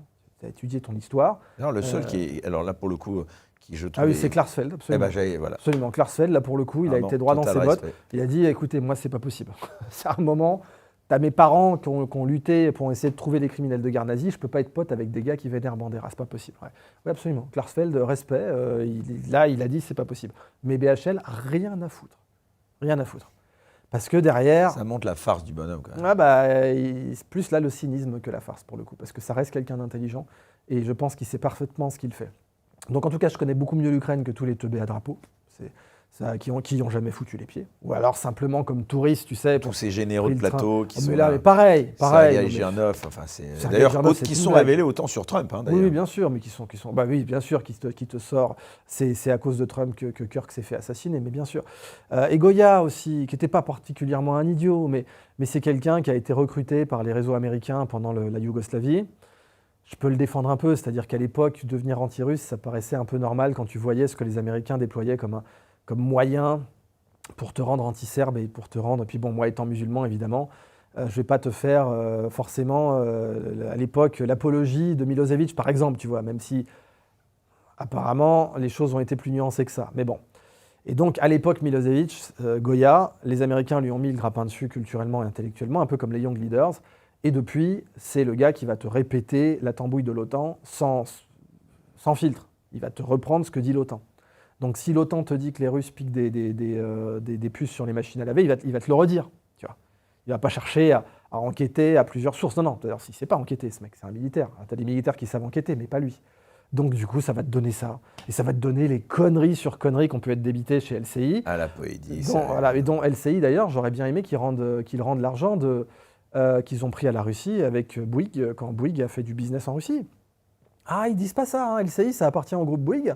Et le groupe Bouygues, via sa filiale Bouygues-Stroy en Russie, a palpé plus de 200 millions d'euros. Bon, rendez l'argent alors. Si vous êtes là en mode intégrité, etc. Parce que les gens que vous accusez d'être pro-russes, ils n'ont pas touché un centime de la Russie. Hein. Même de façon purement corporate et légale. Je veux dire, pas des bacs chiches, etc. Mais, Clémence Oudiakova, qui a subi le terrorisme intellectuel de Martin Veil, elle n'a pas touché un centime de la Russie. C'est un fait, hein. On peut tourner ça dans tous les sens qu'on veut, elle a touché zéro, elle. Par contre, Bouygues, donc LCI, eux, ils ont pas. La maison mère de LCI, l'argent n'est pas allé à LCI direct, encore que j'en sais rien, mais la maison mère de LCI a touché plus de 200 millions d'euros. De Poutine, qui était déjà au pouvoir à l'époque. Il pourrait dire, ah non, mais c'était sous Gorbatchev. Accessoirement, la maison mère aussi de TMC. Absolument, de TMC, exactement. Donc Martin Veil, absolument. Ouais, qui est dans une voie de garage aujourd'hui, hein, parce que bon, c'est... Voilà, TMC, c'est pas non plus... T'as vu les audiences qu'il fait, Barthès, ça marche pas trop mal quand même. Moi, j'ai regardé... Oui, mais en tout cas, Martin Veil... Bon, c'est pas compliqué. J'ai voulu regarder... J'ai regardé Google Trend, voilà. Bon, j'ai regardé Top 5, Clément Soudiakova versus Martin Veil, il n'y a pas photo. Non, mais c'est intéressant ce que tu dis, parce que c'était Patrick Sébastien, qu'on l'aime ou pas, mais qui disait un truc factuel, qui disait que tous ces gens se branlent la nouille, pour parler très crûment, sur les audiences chaque soir de Barthès ou d'Hanouna, ou c'est à vous, mais c'est 1 million, autour d'1 million, un peu plus, 1,5 million. On est 68,5 millions d'habitants en France. Ouais, non, mais c'est que dalle. D'abord, c'est rien, et ensuite, vraiment, les audiences cumulées, surtout par euro, parce que tu regardes les audiences normalisées par le budget, alors là, on les explose. Par euro investi, on les explose. Ouais. Mais aux États-Unis, les journalistes citoyens comme Tucker Carlson, Clayton et Nathalie Morris, etc., ou Joe Rogan, ils explosent même les chaînes mainstream.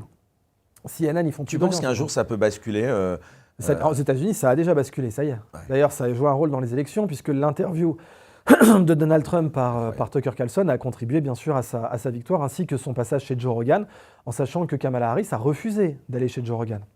Et donc Kamala Harris truquait ses interviews. Les politiques français, ils ne comprennent pas. Hein. Marine Le Pen, Jordan Bardella, ils ne viennent toujours pas. On a 10 ans de retard. Ça va arriver, on a 10 ans de retard. Puis de là à comparer Marine Le Pen à Donald Trump, il faut quand même avoir de bonnes lunettes pour un peu être capable de faire la part des choses. Il y a une raison pour laquelle Philippot a quitté le RN, à savoir la question du Frexit. Aujourd'hui, Trump est colbertiste à souhait. La totalité de la politique économique de Trump, c'est du colbertisme.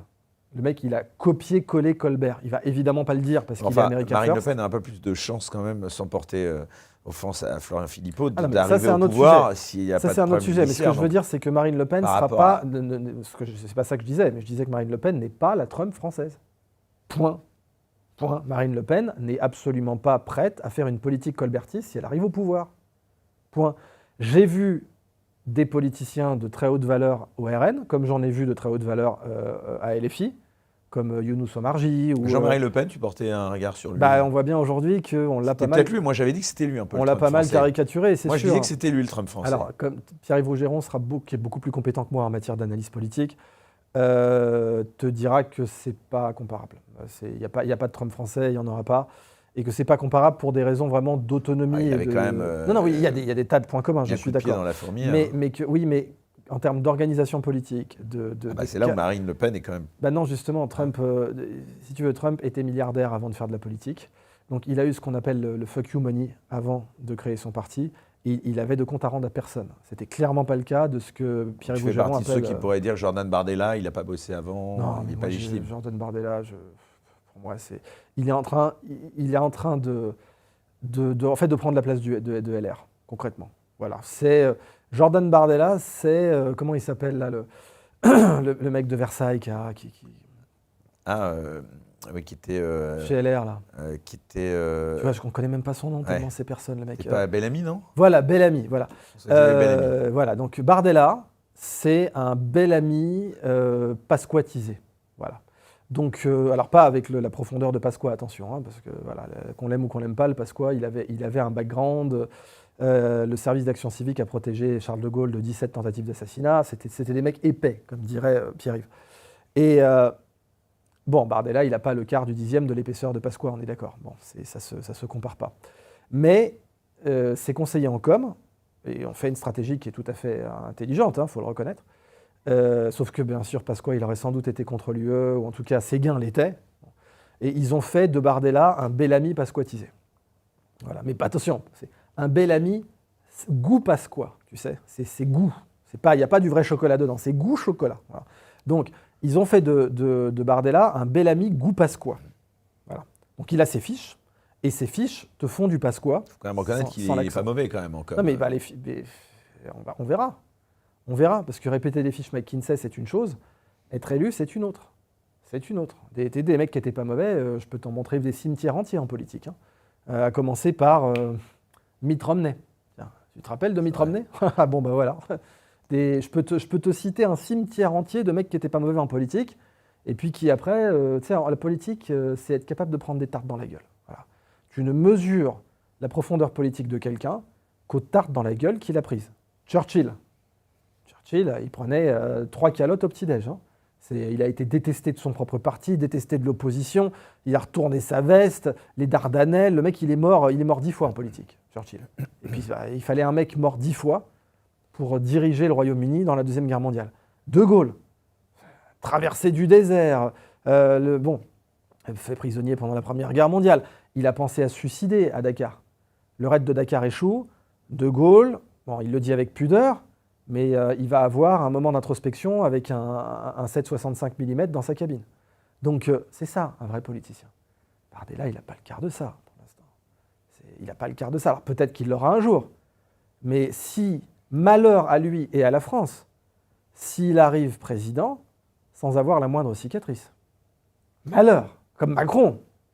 Bah justement, j'allais venir comme Macron. Et puis alors, je ne sais pas si ça t'aura pas échappé, il y a quelques temps, là, il y a eu, c'est incroyable, cette réaction. Tu parlais de Candace Owen tout à l'heure. Je pense que tu portes un grand crédit à cette personne.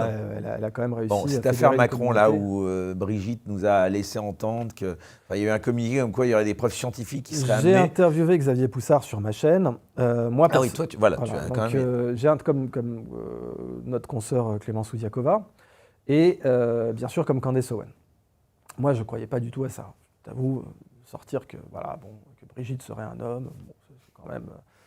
on a tous la suspension de l'incrédulité dans un film, etc. Mais là, quand même, c'était capillotracté. Et puis, il arrive sur ma chaîne et il balance tout un tas de faits vérifiables. Il te balance que Brigitte Macron a été opérée par un chirurgien qui est le spécialiste européen de la féminisation des visages masculins. C'est un fait. C'est un fait, c'est vérifié. Oh, mais c'est peut-être la chirurgie esthétique, là. Oh, d'accord, mais pourquoi tu vas prendre le spécialiste européen de la féminisation des visages masculins? Tu as tout un tas de très bons chirurgiens esthétiques sur la place de Paris. Pourquoi tu vas prendre lui? Et... Tu veux dire qu'il y a une présomption? Non, mais je dis juste qu'il y a ces faits-là. Bon. Et surtout, ce fait est caché ensuite par la presse. C'est-à-dire que la presse va tenter de l'effacer, ce fait. Et il te montre des preuves, Xavier Poussard te sort des preuves qu'il y a eu des articles qui ont paru, et ensuite, dans une autre version, ça avait été effacé. Alors moi, je connais ça très bien dans l'affaire des pédos de la RTS, puisque dans l'affaire des pédos de la RTS, tu as l'article Princeps, l'article majeur, qui a été publié par Vigous, un journal qui à l'époque était courageux, beaucoup moins maintenant, la preuve. Et cet article de 2007, qui s'intitule « La RTS ne perd pas le pédophile », sous-entendu, ne perd pas le fil de sa pédophilie, il a été effacé des archives de Vigous, et aujourd'hui, si tu es journaliste, tu téléphones à Vigous, tu dis « Je souhaiterais avoir une copie de cet article de 2007 par monsieur Nordman ». Nordman, journaliste fondateur de Vigous, cofondateur de Vigous et accessoirement scénariste de Lucky Luke. On lui doit des scénarios de Lucky Luke. Bon. Tu dis, voilà, bonjour, je suis journaliste, je souhaiterais accéder à cet article de monsieur Nordman de 2007. La RTS ne perd pas le pédophile.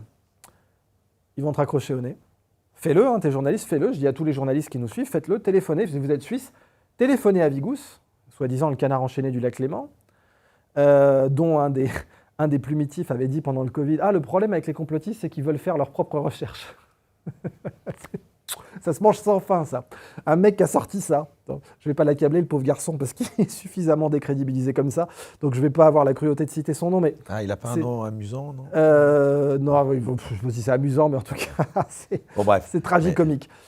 Et donc, Vigous sort cet article, tu ne le retrouves plus, il a été effacé. Il a été effacé le jour de la mort de monsieur Nordman. Parce que Nordman, cofondateur de Vigous, de son vivant, n'aurait jamais accepté que l'on supprimât cet article sur les pédophiles de la RTS. 40 ans de pédocriminalité sur cette chaîne publique qui crame 2 milliards de budget suisse par an, franc-suisse. On aurait dû en parler, c'est comme la BBC, les pédophiles de la BBC, on en a parlé, on l'a mis sur la table ce dossier. Ça y est, on l'a mis sur la table. Non, là, les pédos de la RTS, c'est enterré.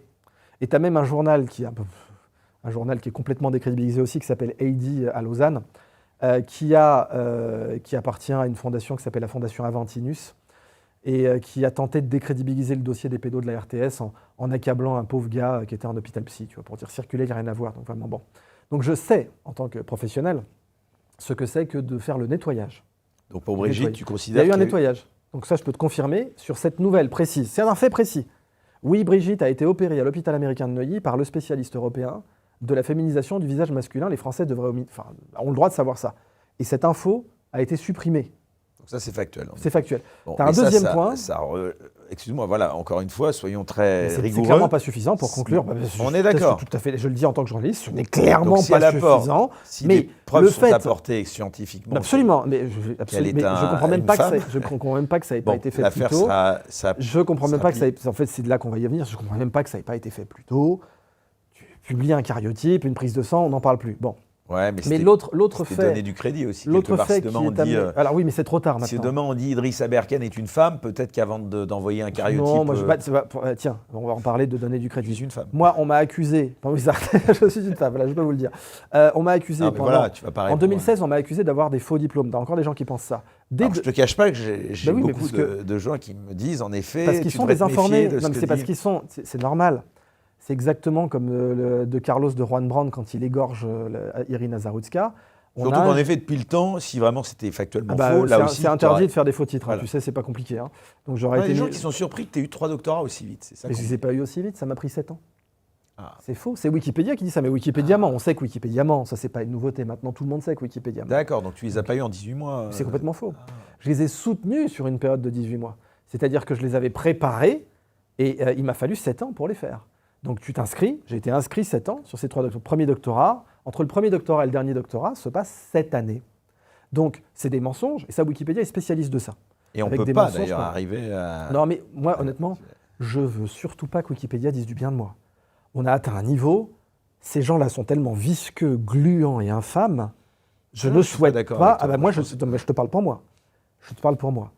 Je ne veux pas que ces gens disent du bien de moi. Tu sais, quand je méprise vraiment quelqu'un... Sur des gens qui sont influençables... Certes, ok, je vois, mais ça fait... une recherche. Mais tu sais, des fois, ça fait le tri. Ça fait le tri. Si des gens... Rigoureux, si des gens sont... Ça fait le tri.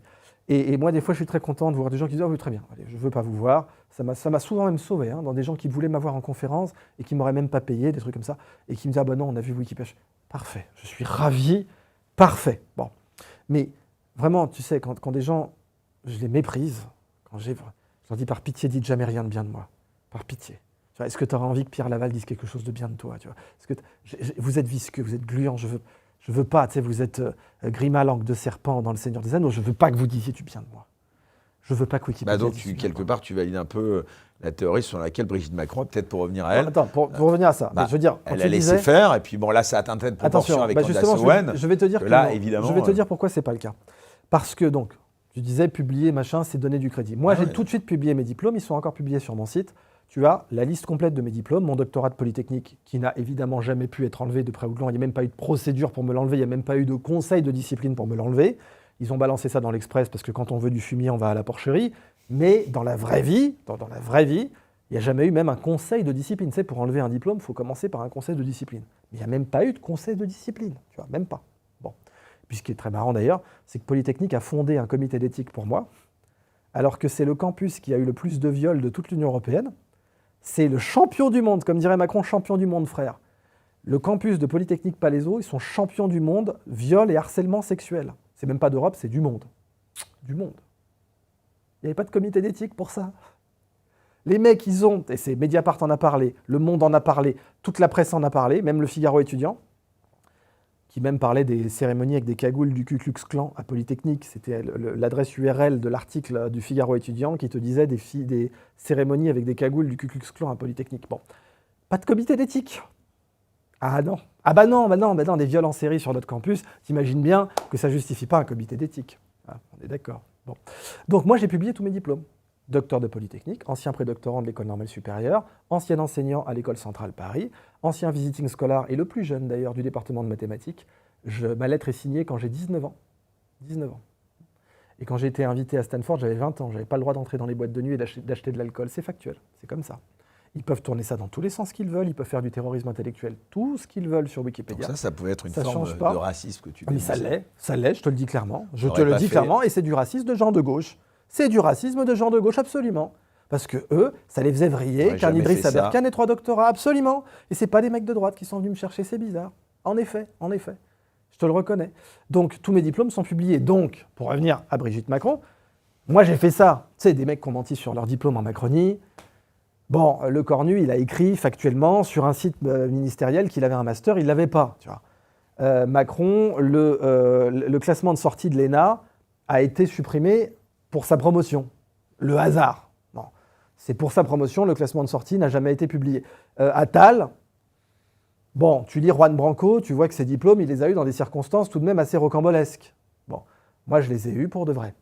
Bon, j'ai eu mon doctorat de Polytechnique, j'ai eu mon doctorat de littérature comparée, j'ai eu mon doctorat, bien sûr, de diplomatie et relations internationales, j'ai eu mes masters, j'ai bien fait Normal Sup, je suis bien prédoctorant de l'école normale supérieure, j'ai bien été enseignant à l'école centrale Paris. Et moi, tout ce que j'ai eu à faire, c'est de réaffirmer. C'est-à-dire, tout ce que j'ai eu à faire, c'est de rester digne. Ma famille a fait la guerre d'Algérie, hein, donc voilà, on a chez les Aberkan et chez les Serketti et chez les Crégu, on a 2-3 capacités. C'est pour ça d'ailleurs que ces mecs de Polytechnique, je pense, ils étaient trop gluants, trop, tu sais, c'est des mecs visqueux. Ils pensaient que j'étais aussi lâche qu'eux. Donc ils se sont dit, mais si on publie dans l'Express qu'on souhaite, dans nos délires les plus fous sous ecstasy, lui retirer son doctorat. Enfin, l'Express, tu as quand même envoyé en correctionnel. Oui, 3 fois. 3 fois. Ah bah voilà, mais Alain Veil, 3 fois en correctionnel, Alain Veil qui est un délinquant. Alain Veil, c'est un type qui a été condamné pour avoir écrit que le maire de Goussainville était fiché S. Ça flirte avec l'incitation à la haine raciale. Si j'avais été l'avocat du maire de Goussainville à l'époque, j'aurais clairement plaidé l'incitation à la haine raciale. Parce que j'aurais dit, attendez, c'est pas pour rien que vous avez écrit qu'il était fiché S alors que c'était faux. C'est par ses origines que vous avez fait ça. Donc le maire de Goussainville a été grand seigneur. Il a juste dit, allez, je vous ai pour diffamation, maintenant décampe. Voilà, dégage, Alain Veil, dégage. On sait qui tu es un délinquant.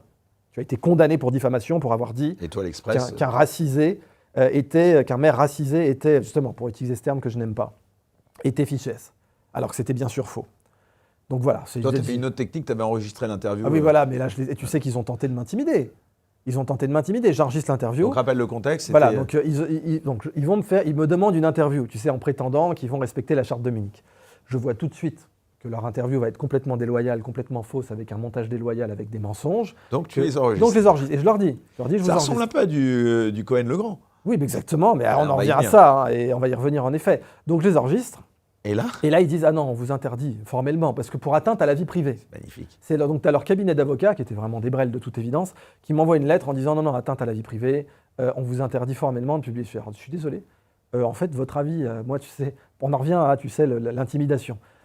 Le connard moyen, tu lui envoies une lettre d'avocat et il flippe. Un mec comme moi, c'est pas une lettre d'avocat qui va le faire flipper. Hein. Donc je leur ai dit, vous n'avez pas compris, ça a été collecté loyalement. J'ai la preuve qu'ils ont dit qu'ils étaient d'accord pour être enregistrés. Et c'est pendant leurs heures de bureau. On n'est pas sur une conversation privée. On est pendant leurs heures de bureau. C'est une interview, bien sûr, que je la publie. Donc je l'ai donnée à François pour ne pas avoir de conflit d'intérêt, pas la sortir sur ma chaîne, pas gagner d'argent avec. Je l'ai donnée à François. Et j'ai dit même à l'époque à François, en votre âme et conscience, c'est vous qui décidez. Je ne suis pas votre supérieur hiérarchique. Si vous ne voulez pas la publier, vous ne la publiez pas. Donc je l'ai transmise à Xavier Zalbert. Et il a décidé, ça a pris plusieurs jours, il a décidé de la publier. Et là, on voit le festival de mensonges, de tout ce que tu veux. Donc, une fois que tu as vu ça, tu comprends très bien qu'il n'y avait que l'Express pour dire qu'on allait me retirer mon doctorat de Polytechnique. D'ailleurs, ce qui est très marrant, c'est que pendant 7 ans, Polytechnique avait dit que j'avais même pas ce doctorat. Alors, tu as plein de gens qui sont venus les appeler, qui leur ont dit, mais on ne comprend pas. Vous dites que vous allez le retirer alors qu'ils ne l'avaient pas. Les gens n'avaient qu'à appeler Polytechnique. Et là, alors là, pour le coup... Ils disent surtout, mais vous dites que vous allez lui retirer alors qu'il ne l'a pas. Ils avaient dit qu'ils ne l'avaient pas. Ah oui. En 2017, ils écrivent sur Twitter. D'ailleurs, ils m'ont bloqué entre-temps, puis ils ont quitté Twitter. C'est des mecs tellement courageux, ils ont quitté X. Donc en 2017, ils écrivent sur X, pour que ce soit blanchi sur Wikipédia. C'est toujours pareil, c'est des méthodes. Tu prends une source, tu la blanchis sur Wikipédia. L'Express sert à ça, CNN sert à ça. Eh bien, ils écrivent, il n'a jamais eu son doctorat chez nous. Maintenant, on va lui retirer. Parce qu'on rappelle que Wikipédia s'appuie sur des publications. Bien sûr, c'est fait pour, c'est du blanchiment de fausses informations. C'est très intéressant cette analyse. C'est une méthode classique, blanchiment de fausses informations. Amélie Ismaili a beaucoup travaillé là-dessus, elle a bien expliqué comment ça fonctionnait. Et donc, si tu veux, on en revient à cette question du courage, c'est-à-dire, moi, tout ce que j'ai eu à faire, c'est de répéter mon CV à chaque fois. Vous allez sur mon site, vous avez des photocopies de diplôme. Ah non, mais c'est des faux, c'est des photocopies. C'est du code pénal, hein, les faux titres. Hein. Faire des faux titres en France, faire des faux diplômes, c'est du code pénal. Hein. Donc il faudra qu'on m'explique combien de fois j'ai été inculpé, mis en examen maintenant on dit, pour faux diplômes. Voilà, il faudra m'expliquer. En tout cas, ils sont toujours publiés, ils n'ont pas changé d'un iota. Mais en effet, les racistes qui m'ont attaqué là-dessus et qui ont propagé cette fausse nouvelle, et c'était du racisme crasse, dégueulasse, islamophobe, tout ce que tu veux, il y avait très peu de gens de droite, je le reconnais. Bon, tu as 2-3 gens de droite qui se sont fait intoxiquer, bien sûr, Mais ça, c'est secondaire, si tu veux, c'est le nuage radioactif. C'est le fait qu'ils aient été intoxiqués qui a fait ça. Donc, je suis toujours triple docteur, et il n'y a aucune chance que je ne le sois plus. Et il n'y a jamais eu de chance, enfin, même dit maintenant, il n'y a aucune chance, c'est pas comme si je respirais, il n'y a aucune chance, il n'y en a jamais eu. Je suis docteur de l'école polytechnique, je suis ancien prédoctorant de l'école normale supérieure de la rue d'Ulm, pas Cachan, pas maintenant, de la rue d'Ulm. J'ai été enseignant à Centrale pendant plus de 7 ans, et très jeune, hein, j'ai dû y rentrer 24 ans. J'ai été enseignant dans différentes business schools. J'ai été le plus jeune visiting scholar du département de mathématiques de l'université de Stanford, avec une lettre signée par Solomon Pfefferman, qui était prix choc de logique, paix à son âme, il est mort maintenant, à 19 ans. J'avais 19 ans quand le professeur Solomon Pfefferman, prix choc de logique, c'est-à-dire prix Nobel de logique, a signé une lettre me reconnaissant comme visiting scholar de l'université. C'est ça qui les rend fous. Ces mecs sont trop médiocres pour avoir le quart de ce CV, et ils le savent. Et ils le savent très bien. Donc il fallait le détruire. Donc, pour revenir à Brigitte, moi j'ai publié mes diplômes et j'ai eu qu'à les réaffirmer. Et je disais, pour revenir à ces gluantes polytechniques, dont je veux surtout pas qu'ils disent du bien de moi, pareil, hein, parce que bon, entre Jacques Biot, conseiller technique de Laurent Fabius, qui était le baron Mais t'en es pas meurtri de pas faire partie de cette, je veux surtout cette pas. caste? Non, tu veux, là, tu. D'accord. C'est comme si je te demandais, t'en es pas meurtri? Tu veux bien leur diplôme, mais tu veux pas. Non, non, mais ouais, c'est pas tu- leur diplôme, Oui. c'est mes diplômes. C'est mes diplômes. C'est mon travail. C'est pour ça que je les réaffirme. Objection reçue. Mais oui, parce que c'est des heures, des centaines d'heures de mon travail qui sont cristallisées dans ces diplômes. Donc c'est pour ça que je les réaffirme, évidemment, que j'aurais jamais mis PhD Mais on x3. sent que ça te touche quand même. Mais Ah oui, c'est- parce que ce qui m'a touché, si tu veux, c'est de voir à quel point des gens qu'on m'avait présentés comme valeureux étaient des rats gluants. C'est ça, en fait, qui m'a touché. C'est cette dissonance cognitive. C'est qu'on m'est vendu. Tu sais, Polytechnique a marqué pour l'honneur, la patrie et la gloire. Oh, pour l'honneur, la patrie et la gloire. Ah oui. Et puis tu vois qu'en fait, ils ont le Des record. Bernard Arnault qui sont Voilà, quand même très attachés. t'as même un C'est magazine. très important pour Bernard Arnault que son fils. T'as même qui en un ait qui fait magazine Polytechnique. qui vient de te publier que Polytechnique est complètement dans les mains des oligarques. Ils ont reçu Patrick Drahi. Un ancien. Oui, d'accord, mais un Ah, ancien. Très bien. Pol Pot était un ancien de l'Effray aussi. Hein. ouais, tu peux peut-être pas quand même. Bah voilà, non, mais comparer, ok. Si en tout cas ça suffisait. Ouais. Si la logique, c'est Je que trouve être qu'il n'était pas légitime à être invité. un mec qui est dans le viseur du fisc, qui a plusieurs enquêtes pour corruption, etc. Oui. Dans le groupe, en effet. Voilà, je pense qu'en effet, c'était pas bon. Mais tu sais, Polytechnique, ils en sont pas à leur coup d'essai. Ils ont eu comme patron Jacques Biot, qui était donc un baron de l'affaire du sang contaminé. C'est lui qui écrit. Il l'a fait effacer sur sa page Wikipédia, ça. Hein. C'est lui qui écrit à Fabius: je vous recommande une gestion astucieuse du calendrier pour ne pas tester les poches de sang contaminées à l'époque. Ça lui sera reproché, mais il va quand même finir patron de Polytechnique. Alors il n'y a pas de comité d'éthique pour ça, attention. Hein. Jacques Biot, le baron de l'affaire du sang contaminé, pas de comité d'éthique pour en faire le président de l'IX, attention. Et puis donc, le record mondial de viol et harcèlement sexuel sur campus. Est-ce que j'ai envie que ces en tout gens-là cas, l'X à répondre. Ah, mais si, quand ils s'ils veulent. moi, tu sais, j'organise un débat avec plaisir. Quand ils veulent. Quand vous voulez l'X, vous venez à ce siège, on discute. Je les ai invités sur ma chaîne, ils n'ont pas voulu. Parce que comme je te l'ai dit, ils sont peut-être aussi obligés de garder un devoir de. Je sais pas, non, quand tu as parlé dans la presse, tu n'as pas de devoir de réserve. Donc non, c'est de la lâcheté. Je te le dis, c'est de la lâcheté, tout simplement. Pour l'honneur, la patrie et la gloire. Alors Brigitte, en tout cas, voilà. Oui, mais c'est pour te montrer que mon expérience est compatible. C'est-à-dire, si tu te mets je me mets à la place de Brigitte Macron. Tu es calomnié, diffamé, etc. C'est la fonction. C'est, tu vois, Bernadette Chirac, traité de cocu. C'est des personnages publics. On va te flinguer. Bon. Enfin, Alexis Poulain, récemment, m'a dit qu'elle avait qu'à montrer sa bip. Voilà, mais alors, donc je comprends tout à fait ce que tu as dit, c'est-à-dire à un moment donné, il ne faut pas donner. Dit bip avec un P à la fin. À un moment donné, il ne faut pas donner de crédit à tout ça. Le problème, c'est qu'ils ont porté plainte. Alors, d'ailleurs, là, il y a un sujet, parce que Florian Philippot, pour rien. Je discutais avec lui, il y a un petit sujet sur les frais d'avocat américains c'est un vrai sujet, c'est pas un petit sujet. Alors, est-ce que tu as la réponse à ça? Mais on l'a pas. Qui paye? Donc, tu rappelles qu'ils ont un cabinet d'avocats qui coûte une fortune. Alors, la réponse, c'est on ne l'a pas. Donc, on rappelle les faits. L'Élysée a déclaré que la guerre. Enfin, l'Élysée. On ne sait pas. C'est Emmanuel Macron. C'est Emmanuel Macron qui attaque Candace Owens pour diffamation. L'Élysée a fait une déclaration formelle en disant que ça ne serait pas payé par l'argent du contribuable. Mais et ça a été cité par X. Oui, donc ça veut dire que c'est Emmanuel Macron et Brigitte Macron qui soi-disant payent. Dans ce cas-là, c'est pas compatible avec leur patrimoine.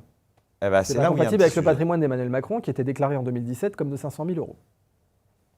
Ce qui est au passage. Côté Brigitte, je ne pense pas qu'en ayant été prof de français, voilà. même à Franklin. Donc ce qui au passage est 4 fois moins que le patrimoine de Mélenchon. Même Mélenchon, je crois que c'est 3 millions. de patrimoine Même déclaré. avec 3 millions, tu sais que les frais d'avocat aux States, à l'heure, Oui, je sais. là, on n'est pas du tout... C'est entre 500 et 1500 $ de l'heure et ils te facturent à l'heure. Et tu es sur un dossier qui va faire 2000 pages, donc t'inquiète pas qu'en effet, tu vas très vite monter à 200 000, 300 000 $. Ouais. Après, tu peux gagner beaucoup plus. C'est vrai Alors oui, aux États-Unis, en effet, quand tu gagnes en diffamation, tu as des vrais... En France, c'est que dalle, mais aux États-Unis... Donc toi, tu penses qu'elle a raison d'abord d'attaquer en diffamation, et est-ce que tu penses qu'il faut... Oui, je pense que si j'étais à sa place, je l'aurais fait, ça c'est évident. Répondre. C'est évident. Donc tu accordes du crédit à toute la séquence de Candace Owen. Je pense que Candace Owen pourtant, il n'y a pas la Xavier preuve Poussard... indiscutable. Non mais eux, c'est ça que je veux dire. Si tu veux, Xavier Poussard a fait un travail de journaliste, il t'a donné ses faits, et en plus il te montre, et je suis allé vérifier moi-même, parce qu'en bon journaliste, je suis quand même allé vérifier mes sources. Bon, je suis dans le flanc un peu volontairement, je sais mais que je vais me faire bâcher en commentaire. T'as raison. Je veux dire, le travail de journaliste un peu, c'est aussi de mettre en doute ce qui est dit. Tu as raison, le travail de journaliste, c'est de mettre en doute toute bullshit potentielle, puis c'est de douter jusqu'à preuve. Formelle. Qu'on m'apporte la preuve. Voilà, bon. Donc là, si tu veux, c'est pas à Brigitte de démontrer qu'elle est une femme, hein, c'est au mec qui l'accuse de démontrer que. Bon, il faut quand même placer les choses de base. Bon. Mais quand je te dis que Xavier Poussard m'a montré des faits... si c'est pas le cas, c'est dégueulasse, c'est juste ça que je veux dire. Là, c'est à la justice pas de la même façon. C'est à la justice de trancher, en effet. Mais tu vois, on voit aussi là, les justices à 2, 3, 4 vitesses. Parce que des gens qui ont subi des abominations... Tu sais, il y avait eu ça avec une chanteuse qui s'appelle Sheila. Oui, mais je sais, ça avait été horrible. Pour le coup, c'est pas Brigitte que je veux défendre. Mais regarde sous le Covid, regarde Marc Doyer. Marc Doyer, sa femme est morte d'une maladie de Creutzfeldt-Jakob induite par le vaccin. On sait que c'est un effet secondaire reconnu aujourd'hui. Pendant des années, on t'a dit que c'était complotiste, horrible. T'as des mecs qui ont dit qu'il avait battu sa femme à mort. Marc Doyer, Morissette Doyer, sa femme, qui est l'amour de sa vie, c'est beau, le couple, tu peux le citer comme un exemple de romance, le couple Marc et Morissette Doyer, il l'aimait comme au premier jour. C'était la lumière de sa vie. Il l'a vu mourir d'une encéphalopathie spongiforme. C'est horrible, hein, ça veut bien dire ce que ça veut dire, spongiforme. Encéphalopathie spongiforme bovine, bovine, la maladie de Creutzfeldt-Jakob, pas bovine du coup, maladie à prion, spongiforme, ton cerveau devient une éponge. Il a vu l'amour de sa vie devenir ça. Tu as des enfoirés, des ordures, des raclures, qui ont dit non, en fait il a tué de ses mains. Il a tué de ses mains. Ils ont publié ça sur X. Non, il a tué de ses mains. Et c'est pour cacher le fait qu'il l'a tué de ses mains qu'il a inventé cette encéphalopathie spongiforme de bovine, maladie de Creutzfeldt-Jakob. T'as vu la justice être rapide? Donc pour Brigitte, on peut dire aussi que si jamais elle a apporté la preuve mais que j'aimerais qu'on m'explique j'aimerais bien que l'on m'explique pourquoi la justice est plus rapide pour Brigitte Macron que pour Marc Doyer. J'aimerais que l'on me l'explique. J'aimerais que l'on m'explique pourquoi la justice est plus rapide pour Thomas Joly. Pardon, je ne peux pas te laisser dire ça. Elle l'est. Pour Brigitte, excuse-moi, ça fait quand même très longtemps qu'on en parle et ça va encore durer longtemps. Non, mais il n'y a pas à en parler. L'honnêteté oblige à dire que ça fait longtemps. L'honnêteté m'oblige aussi à te dire que la justice ne considère pas à partir du moment où tu en parles, mais à partir du moment où tu déposes une plainte. Je suis d'accord avec toi. Et donc, entre le moment... Ah oui, pardon. Alors, correct, d'accord. Tu veux dire que depuis qu'elle a porté plainte, là, la justice prend le Xavier Poussard a reçu une commission rogatoire internationale. Voilà, depuis qu'il y a eu ça a été très rapide. Ça a été très rapide. Mais on en parle depuis longtemps. Moi, je dépose des plaintes pour. Mais ça traîne. Il dépose une plainte, il la dépose pas. Le parquet, soit il juge de l'opportunité. Parce que tu veux dire, comme jusqu'à maintenant, elle n'avait pas déposé plainte. Tu as des gens qui déposent des plaintes qui attendent 10 ans pour avoir une ouverture d'enquête. Par exemple, moi, dans le scandale de Polytechnique, il m'a fallu 3 ans pour qu'un juge d'instruction soit nommé. Donc là, c'est une plainte que j'ai déposée, c'est du pénal. C'est du pénal, c'est la cour d'assises, c'est faux en écriture publique. Faux en écriture publique, c'est la cour d'assises. Là, on rigole plus. Là, c'est la cour qui juge les terroristes, ok ? Eh bien, j'ai déposé une plainte pour faux en écriture publique visant l'école polytechnique notamment. Il m'a fallu 3 ans avant qu'un juge d'instruction soit nommé. J'ai été patient. Et encore, j'ai eu de la chance. 3 ans, c'est pas beaucoup. C'est pas beaucoup. Tu as des gens qui attendent 10 ans. Pourquoi moi ça a été aussi rapide ? Parce qu'ils ont vu que c'était une plainte sérieuse. Donc, bon, et je me suis constitué partie civile. J'ai versé les cautions, tu sais, les provisions quand tu te constitues partie civile. Mais il m'a fallu 3 ans. Thomas Joly, j'ai été vraiment... Il y a des gens qui ont dit que mon spectacle d'ouverture des JO était moche. Bon, il était moche, on ne va pas se le cacher, il était moche. Eh bien, immédiatement, tu as le parquet qui se saisit, c'est 6 mois, ça. Donc, tu as une justice à 40 vitesses en France. Ça, c'est scandaleux. Dans une république, tu ne peux pas avoir ça. Bah, tu l'as. Tu as des plaintes immédiates, ça va très vite, et tu en as d'autres.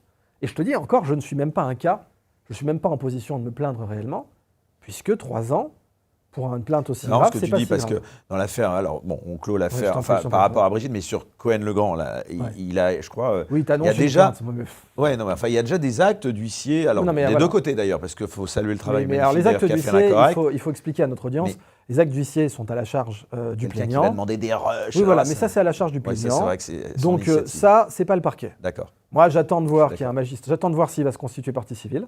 Parce que pour se constituer partie civile, il faut aussi là qu'il assume si sa dénonciation est calomnieuse. Donc si jamais en face, ils disent que ta dénonciation est calomnieuse, Patrick Cohen, là, dénonciation calomnieuse, c'est du code pénal. C'est puni de 5 ans de prison si ma mémoire est bonne. Donc il y a ça quand même à regarder. Et je veux voir s'il va constituer partie civile. T'en Parce que penses là- quoi de cette affaire? Donc pour terminer, Ouais. attends, on récapitule bien parce que les gens vont dire qu'on sait. Donc Brigitte de Macron a eu raison de bon, porter plainte. La question se pose réellement de savoir si ça va être payé par le contribuable ou pas. Je suis pour d'accord. les frais d'avocat. Candace Owen a raison de continuer parce qu'elle croit à son enquête et elle pense que les preuves qu'elle a publiées sont de nature à respecter le premier principe de la charte, le premier devoir de la charte de Munich. Donc, Et Brigitte qui annonce qu'elle va apporter des preuves. elle a raison. Elle a raison. D'accord. Elle a raison. Ça aurait sans doute dû être fait plus tôt. Elle a raison. Tu as tout à fait raison, toi, de poser la question est-ce que c'est pas glorifier de la connerie? Je suis d'accord.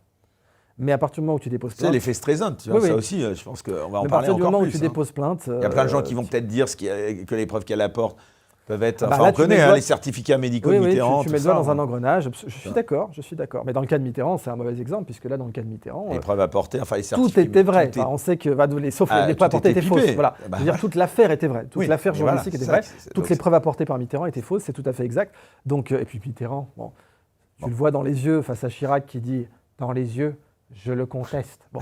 Si tu veux, tu sais que Tonton, il n'est pas à un mensonge près, tu vois. Donc faire confiance à des papiers signés Tonton, voilà, c'est pas sérieux. Je veux dire, tu es un journaliste francophone autre que français, belge par exemple, ou suisse, à l'époque où il y avait encore de bons journalistes en Suisse, il y en a encore quelques-uns.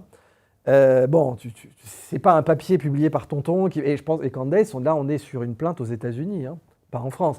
Donc elle peut contester tout ce que Brigitte va produire. Hein. Donc, On va si, suivre ça en voilà. tout Mais cas. en et tout je pense cas, que tu vas suivre ça oui, avec- Brigitte a raison, clairement, Brigitte Macron a raison de porter plainte et de dire qu'elle va publier des preuves. Elle aurait dû le faire depuis le début. Et on si espère j'avais que été les son frais conseiller d'avocat encore. seront payés par les Macron. Eh ben Ça, là, ça, par t'inquiète contre, pas. c'est un vrai sujet et à mon avis, on n'aura pas la vérité par les journalistes français.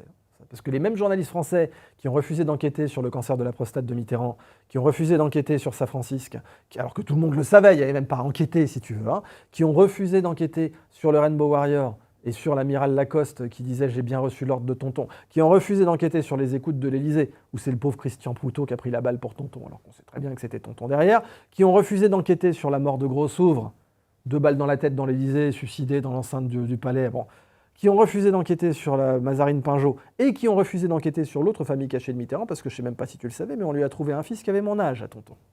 Et oui, il n'y avait pas que Mazarine Pinjot. Donc il a aussi mis enceinte une journaliste qui était à l'Internationale socialiste et qui était suédoise, et qui l'a interviewée, et il lui a fait un bébé qui a mon âge maintenant.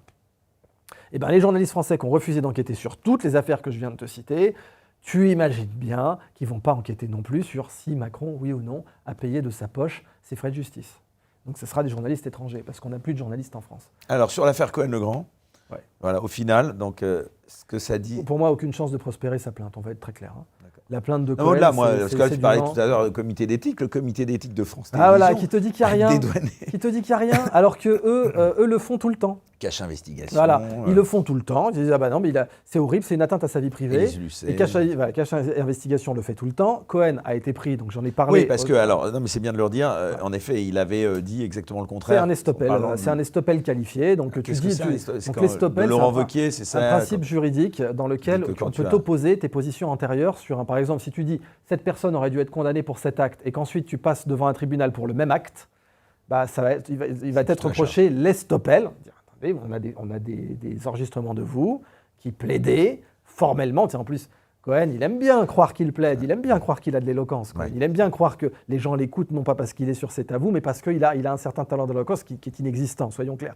Et il te dit, je porte haut les valeurs du journalisme. Ah bon? Ah bon? Et donc quand des journalistes du coup, du verbe journalister, décident de respecter le premier devoir de la charte de Munich et de donner la vérité au public, quelles que soient les conséquences pour eux-mêmes. Hein, quelles qu'en soient les conséquences pour eux-mêmes. Parenthèse, il y a un journaliste d'investigation majeur en France qui s'appelle Alex Jordanov, qui va passer devant C'est les vrai. tribunaux à cause du fait qu'il a respecté son premier devoir de Bon la charte de journaliste. Munich. Il a sorti un livre sur la DGSI.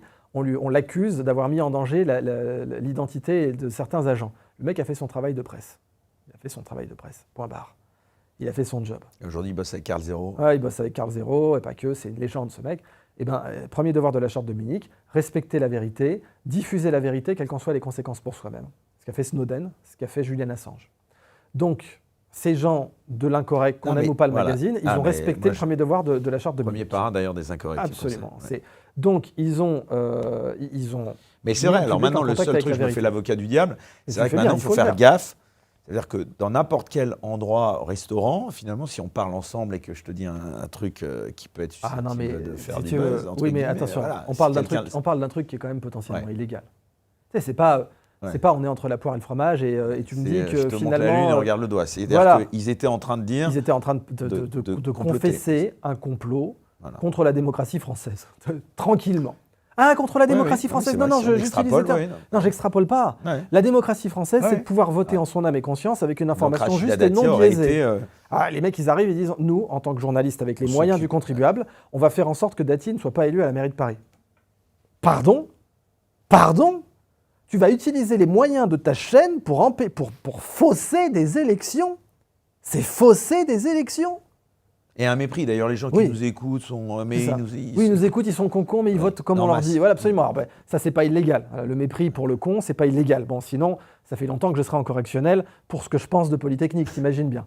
Mais bon, ça, si tu veux, arriver en disant « Ah non, on va faire barrage à Dati ». Et après, t'apprends que Cohen a un compte à régler personnel avec Dati, puisque quand il accuse Dati de je ne sais pas quoi, à l'antenne qu'il essaie de la mettre en difficulté, Dati lui répond « Et vous, monsieur Cohen, le harcèlement, c'est mal ? C'est pas bien d'harceler. Or, vous avez été signalé pour harcèlement à plusieurs reprises, c'est un fait. » Et là, Cohen se drapant « C'est mal ce que vous faites, c'est mal. » Il y a un type qui avait été exceptionnel, c'était là, je lui rends hommage aussi, c'était Nicolas Dupont-Aignan, qui avait une il l'avait déglingué. C'est face à lui que Cohen avait dit je porte haut les valeurs du journalisme. Je me lève et je prends mon petit... Voilà. C'est ça, non mais c'est de la blague. Et on l'a vu, les valeurs du journaliste qu'il porte haut, c'est de dire je vais utiliser mon antenne publique pour dire de voter pas Rachida Dati. C'est ça les valeurs. C'est ça les valeurs de Cohen qui porte haut les valeurs du journalisme. Je vais utiliser des moyens du contribuable français, une chaîne qui a un devoir de réserve absolu. Et après, le cadre, alors c'est là où il peut y avoir éventuellement un petit débat, c'est que c'était dans il a le droit de dire « moi, je ne voterai pas Dati ». Il a le droit de dire « moi, j'aimerais que Dati perde ». Et rien que ça, borderline, non, mais il a le droit. Mais dire... Mais enfin, tous les journalistes, on sait, sont tous complètement je sais qu'on le sait, mais attention, c'est pas parce que tout le monde a la lèpre qu'il ne faut pas soigner la lèpre à un moment donné. Non, mais c'est scandaleux, mais c'est pas pour autant illégal. C'est ça qui est terrible. Si, c'est potentiellement illégal. Tu as tout un tas d'avocats qui considèrent qu'ils peuvent se constituer partie civile là-dessus. Un journaliste, tous les journalistes de Libé seraient... Oui, mais tu peux être journaliste et... En tout cas, il y a des avocats qui considèrent, tu sais, autre avocat, autre opinion. Mais je pense que des avocats comme par exemple Maître Prigent, qui a déjà qui s'est constitué partie civile, si ma mémoire est bonne, dans l'affaire Hello Kitty, ou qui est la personne qui a déposé plainte dans l'affaire Hello Kitty pour détournement de fonds publics, parce que tu ne peux pas utiliser le logo du CNRS et faire du dénigrement d'une marque privée comme X et encourager en plus à aller sur Blue Sky et Mastodon, qui sont des viviers de pédos. Si tu veux, il y a un problème. Donc bon, tu ne peux pas faire ça. Et Maître Prigent, il a considéré que ça, c'était un détournement de fonds publics. Donc des gens pourraient considérer que là, on a un détournement de fonds publics caractérisé, parce que les fonds, ce n'est pas seulement le cash, c'est des moyens. C'est le moyen de recueillir, moi, sur lequel il y a peut-être un sujet. Est-ce que le moyen de recueillir cette information dans un cadre, dans un restaurant, je crois, une brasserie? Il est journalistiquement légitime, c'est un lieu public. Donc de base, il est légitime. Ensuite, il y a tout un tas de jurisprudences qui vont le confirmer. Ensuite, tu as des opinions de la profession qui le disent. Tu as Élise Lucet, qui savait plus se mettre, était là, non, mais quand même. Non, mais comme il ne peut pas se défendre sur le fond, il se défend sur la forme. Par exemple, il a dit que l'enregistrement. Donc ça, c'est faux. C'est faux. Là, il ment. Voilà. Donc soit il est incompétent, soit il ment. Moi, je suis journaliste, je vais remettre les pendules à l'heure. Je vais remettre les points sur les i. Dire que c'est une atteinte à la vie privée, il ment, exactement comme les journalistes de l'Express ont menti quand ils ont dit que le fait que je publiais leur interview était une atteinte à la vie privée. C'est un mensonge.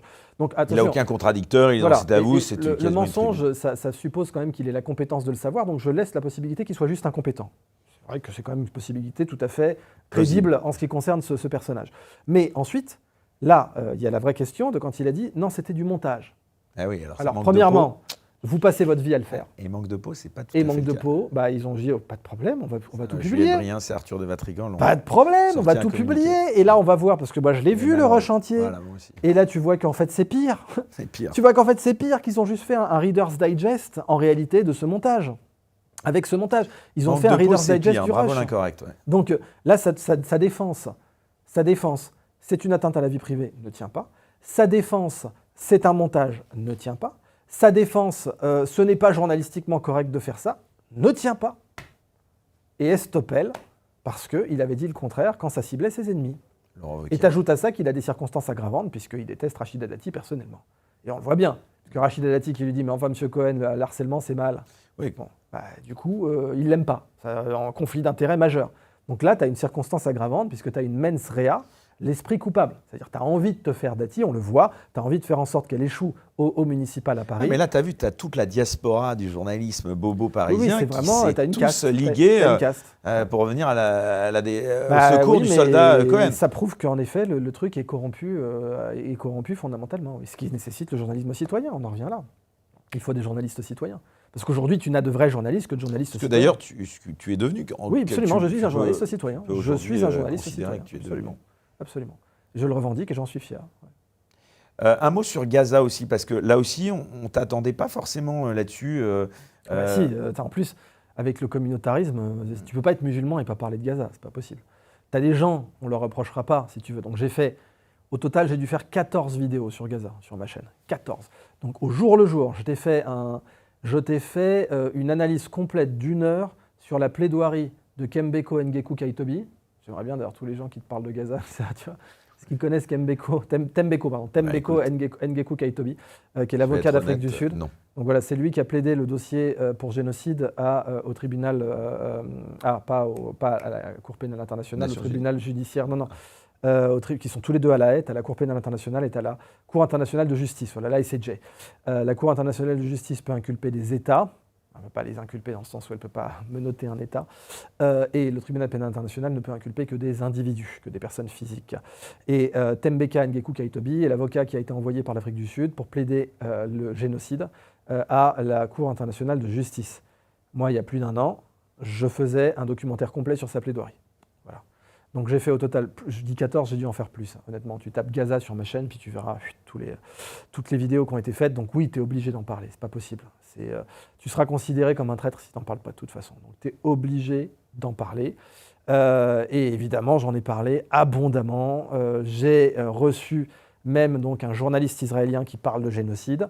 J'ai reçu, c'est ce qui s'appelle Meron Rapoport, c'est dangereux pour lui. Hein. Imagine, il parle de génocide, il est en Israël le mec. Hein. C'est très dangereux pour lui. Mais il se trouve que tu as d'autres gars qui ont parlé de génocide en Israël, comme Plus 972 Mag, qui est un journaliste réserviste de l'armée israélienne. C'est des réservistes de Tsahal, c'est des mecs qui ont plus fait la guerre, qui ont plus tenu un fusil que d'autres gars qui parlent sur les plateaux. J'ai reçu Sylvain Ferreira, qui est un grand spécialiste de l'histoire de la Shoah accessoirement, c'est un historien, et qui m'a sorti point par point tous les rescapés de la Shoah qui accusaient Netanyahou de génocide aujourd'hui. Donc voilà, là tu peux pas dire non, mais vous êtes dans un camp, donc non, t'as des juifs qui ont eu le numéro de Buchenwald. Et toi, ton intime conviction, c'est un génocide qui est commis. Non mais, toi. Je vais te donner juste un chiffre. Tu as l'équivalent de 7 bombes d'Hiroshima qui ont été balancées sur Gaza en termes de puissance explosive. Pas 1, pas 2, pas 3, pas 4, pas 5, pas 6, 7. En termes de kilotonnes d'explosifs, on a balancé 7 bombes d'Hiroshima sur la bande de Gaza. Je sais pas, t'appelles ça comment ? Donc oui, il n'y avait pas de champignons atomiques. Tu as eu des déclarations. Tu as eu le ministre du patrimoine israélien, qui est complètement jeté d'ailleurs, qui a dit qu'il faut leur envoyer un missile Jericho sur la tronche, c'est-à-dire l'arme atomique. Il a été mis à pied, mais ensuite réintégré. Il a été mis à pied, pas parce qu'il a dit une énorme connerie, mais parce qu'il a enfreint une loi en Israël qui est que tu ne dois pas reconnaître qu'Israël a l'arme atomique. C'est illégal. Tu fais de la prison normalement. Tu dois pas. Ce que je peux comprendre, puisque la stratégie israélienne, c'est l'ambiguïté de l'arme atomique. Et vu que c'est le plus petit pays nucléaire au monde, cette ambiguïté est nécessaire pour eux. Alors que là, il n'y a pas tellement de mystère. Ils ont besoin. C'est pas une question de mystère, c'est une question d'aller plaider aux Nations Unies et tout, de dire Estopel. Mais ils l'ont pas d'après toi. Mais c'est pas d'après moi. C'est d'après Mordechai Vanunu, qui l'a publié dans le Sunday Times dans les années 80, je crois 86 si ma mémoire est bonne, et qui a publié les photos de la centrale de Dimona et qui a été kidnappé par les services secrets israéliens et ramené et jugé en Israël. Et ils l'ont pas tué. Ils l'ont pas tué. N'importe quel autre pays l'aurait buté. Là, ils se sont dit, il est juif, on va pas le tuer. Donc il y a quand même eu un certain respect. Et ils l'ont mis en prison. Ils l'ont kidnappé à Rome. C'est complètement illégal accessoirement, mais bon, tu te dis, on va pas trop donner de leçons. Nous aussi, en France, on fait des trucs illégaux. Donc on ne va pas commencer à rentrer dans ce qui est légal ou pas. Mais en tout cas pour les enlèvements, pour les autres. Donc tu es d'accord avec la reconnaissance de la Palestine par Macron? Mais par Macron, je ne sais pas si ça va donner quoi que ce soit, parce que tu vois... ça a eu lieu, parce qu'au moment où il diffusait... Non, mais est-ce que ça aura les conséquences? C'est toujours une question d'état final recherché. Et l'état final recherché va-t-il être atteint? Je ne pense pas. Mais en effet, tu as des gens comme Meron Rapoport, je le salue, c'est un journaliste, le mec, il a 50 ans de métier. Là, tu vois ce que c'est que le vrai journaliste là-bas et tout, qui a couvert la guerre d'octobre, la guerre du Kippour, donc qui a couvert la première guerre du Liban, qui a couvert les massacres de Sabra et Shatila. Tu vois ce que c'est qu'un gars qui a de la vraie boutance journalistique et qui bosse avec des Palestiniens aujourd'hui qui t'anime donc ces deux médias citoyens, parce que c'est des journalistes citoyens, plus 972 Mag et Mekomit, qui veut dire appel local en hébreu. Et lui était au début, comme moi j'étais un peu idéaliste, la solution à un État, tout ça. La solution à un État, aujourd'hui, elle est décrédibilisée justement par les ONG qui te créent la haine raciale comme Irina Zarutska. Tu vois. On a l'impression que ces gens qui te font « tous les blancs sont racistes », etc., ils veulent justement te montrer que la solution à un État ailleurs qu'en Israël ne peut pas marcher. En Afrique du Sud, par exemple, ça y est. C'est pour ça que quand tu parles à Bernard Lugan, que je salue, Bernard Lugan, il n'aimait pas du tout Mandela d'entrée de jeu, alors que moi, personnellement, je l'aime beaucoup, évidemment, parce qu'un mec qui a fait 27 ans de tôle et qui sort en disant « prenez vos machettes et jetez-les à la mer », il a quand même dit ça. C'est très dur de faire ça. Pardonner, c'est quasiment impossible. Tu vois. Tu as tout un tas de pays, même le Vietnam, à part le Vietnam, de facto, maintenant, il fait du bise avec les États-Unis, mais ils n'ont pas dit « on vous pardonne pour le napalm », si tu veux. L'Algérie, elle n'a pas dit « on vous pardonne », tu vois. Ce qui aurait été beaucoup plus efficace sur le plan du futur, de l'avenir algérien, parce que la haine, c'est une relation. La vengeance et la haine, c'est une relation. Tu es dans un état de relation, tu es marié. Tu es marié avec la personne que tu détestes. Tu es marié avec la nation que tu détestes. Aujourd'hui, l'Algérie est mariée avec la France. C'est comme ça. Ce n'est pas un mariage productif, mais en fait, l'Algérie est mariée avec la France. Tu penses, et on n'a plus que 5 minutes, tu penses que justement l'Algérie et la France vont se réconcilier? Sous Chirac, c'était possible. Pour une réconciliation, il te faut des leaders d'exception. Des mecs qui ont un charisme, qui sont respectés, qui sont des autorités, tu vois. Sous Macron, ou sous Édouard Philippe, ou sous Glucksmann, ou sous Bardella, ça marche, c'est pas possible. Il te faut un De Gaulle pour se réconcilier, tu vois. Il te faut à la limite un De Villepin, tu vois. Il faudrait déjà se réconcilier avec les Français. Oui, exactement. Alors là, on va taper là où ça fait mal. Ça va boucler la boucle. Tu as éborgné les gilets jaunes, tu les as estropiés. Déjà, réconcilie-toi avec les Français, absolument. T'envoies l'armée, Exactement, t'envoies l'armée. Déjà, commence par te réconcilier avec les Français. Donc, pour une relation saine entre la France et l'Algérie, la première étape, c'est que l'Algérie construise sa relation avec l'Italie. Alors, le seul problème, c'est la langue. Parce qu'évidemment, la plupart des Algériens parlent français couramment. Donc, le problème, c'est la langue. Les Algériens ne parlent pas italien. Mais la géographie, c'est la destinée. La Sicile est beaucoup plus proche de l'Algérie que Marseille. Pour les échanges gaziers, pour tout. D'ailleurs, l'Italie, elle ne nous a pas attendus. Ça fait longtemps qu'elle a signé des contrats gaziers avec l'Algérie. La première étape, c'est le temps que les choses se calment. L'Algérie construit son futur avec l'Italie, qui en a besoin, qui a besoin du gaz, qui a besoin des ressources. Il y a de très bons ingénieurs en Italie. Un partenariat des transferts de technologies, notamment pour le dessalement de l'eau de mer, où l'Italie est très compétente et l'Algérie investit de plus en plus. Tant mieux, il faut le faire. Bon, la première étape, mais après, tu auras toujours le fait que tu as les expatriés, tu as l'immigration algérienne en France, et ça va continuer à créer, de toute façon, des situations extrêmement tendues. Bon, le problème, c'est que Macron, il est respecté nulle part. Comme tu disais, même dans son propre pays, 18% d'opinion favorable, 18%. Qu'est-ce que tu veux te lancer des grands chantiers du genre la réconciliation franco-algérienne? Il ne démissionnera pas.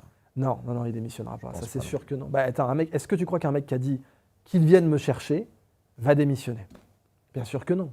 Bien sûr que non.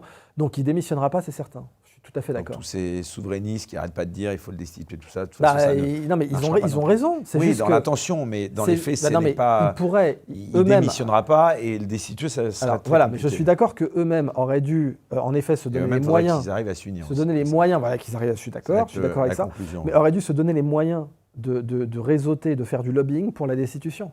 Parce qu'il fallait aller voir les bonnes personnes à l'Assemblée, au Sénat, au Conseil Il faudrait déjà constitutionnel. peut-être qu'ils arrivent à s'unir, parce que tu es très proche Voilà. des trois. Oui, hein, je vois qu'ils sont incapables de. Je sais, ça me tue, mais je sais, mais c'est pas seulement des. Il y a des problèmes d'ego, c'est clair, mais c'est aussi des problèmes d'appareil.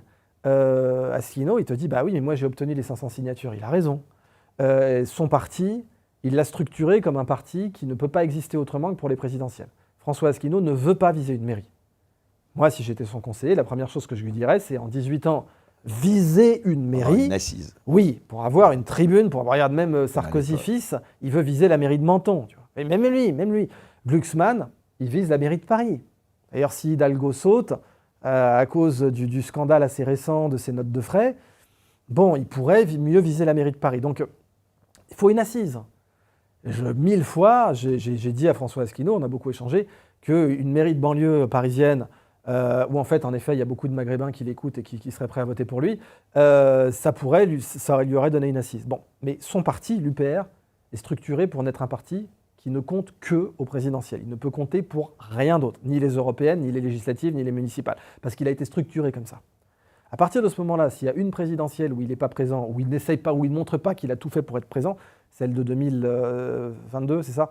Oui, 2022, il n'a pas pu la faire parce qu'il y a eu cette campagne de dénigrement où il a été acquitté d'ailleurs. Enfin, il n'avait même pas acquitté, il y a eu non-lieu, c'est même pas acquitté. Il y a eu non-lieu parce que c'était n'importe quoi.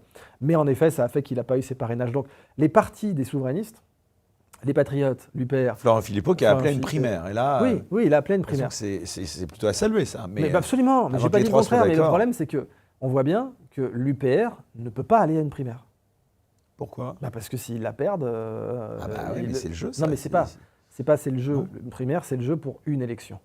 Si l'UPR perd cette primaire, ils perdent tout. Tout le parti, 18 ans de travail. Moi, je suis mathématicien aussi. Hein. Tu sais, j'ai publié des articles de mathématiques à comité de lecture. Tu veux dire, tu en théorie des jeux, c'est pas un outcome, si tu veux. En théorie des jeux, il n'y a pas pour l'instant, on n'a pas créé une situation où il y a une décision rationnelle à prendre. Mais là, on parle de primaire pas pour remplacer l'un parti ou l'autre, c'est juste pour que le candidat. Tu regardes ce qu'on appelle tu regardes la matrice des choix, ou la matrice des outcomes. Ce qui va se passer si tu prends cette décision. Ouais, rationnellement, qui la perdent, évidemment. Rationnellement, c'est pas un choix rationnel. Donc on parle des égos, mais il n'y a aucun intérêt rationnel. Mais est-ce que la France n'est pas au-dessus de ça ? Alors bon, ok, là tu parles de l'esprit de sacrifice, absolument. Mais en théorie des jeux, on est dans une sorte de dilemme du prisonnier, enfin c'est même pas une sorte. Les primaires souverainistes sont un dilemme du prisonnier. Donc je rappelle ce que c'est que le dilemme du prisonnier. Tu as 2 prisonniers qui sont interrogés séparément par la police, et ils ont 2 choix, parler ou se taire. Si jamais, et là tu as une matrice qui te montre ce qui se passe selon ce que l'autre a fait et ce que toi tu as fait. Donc tu as prisonnier A, prisonnier B, et selon ce que l'autre a fait, les 2 choix seulement, c'est parler ou se taire. Donc, si jamais toi tu as parlé et que l'autre s'est tué, tu es libéré et lui il prend 20 ans de prison. Parce que il n'a pas coopéré, toi tu as parlé, tu as quelque chose contre lui.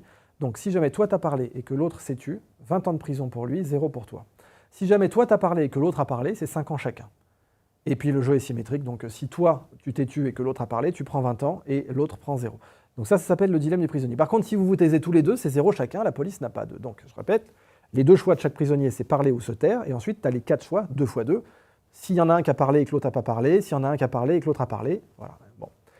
Et dans le dilemme du prisonnier, ce que tu apprends, c'est que ce qu'on appelle l'équilibre de Nash, c'est de tous les 2 se balancer. Ça fait 5 ans chacun de prison. Mais l'équilibre de Nash, c'est que c'est l'intersection des choix rationnels, l'équilibre de Nash. Nash a eu le prix Nobel d'économie pour ça.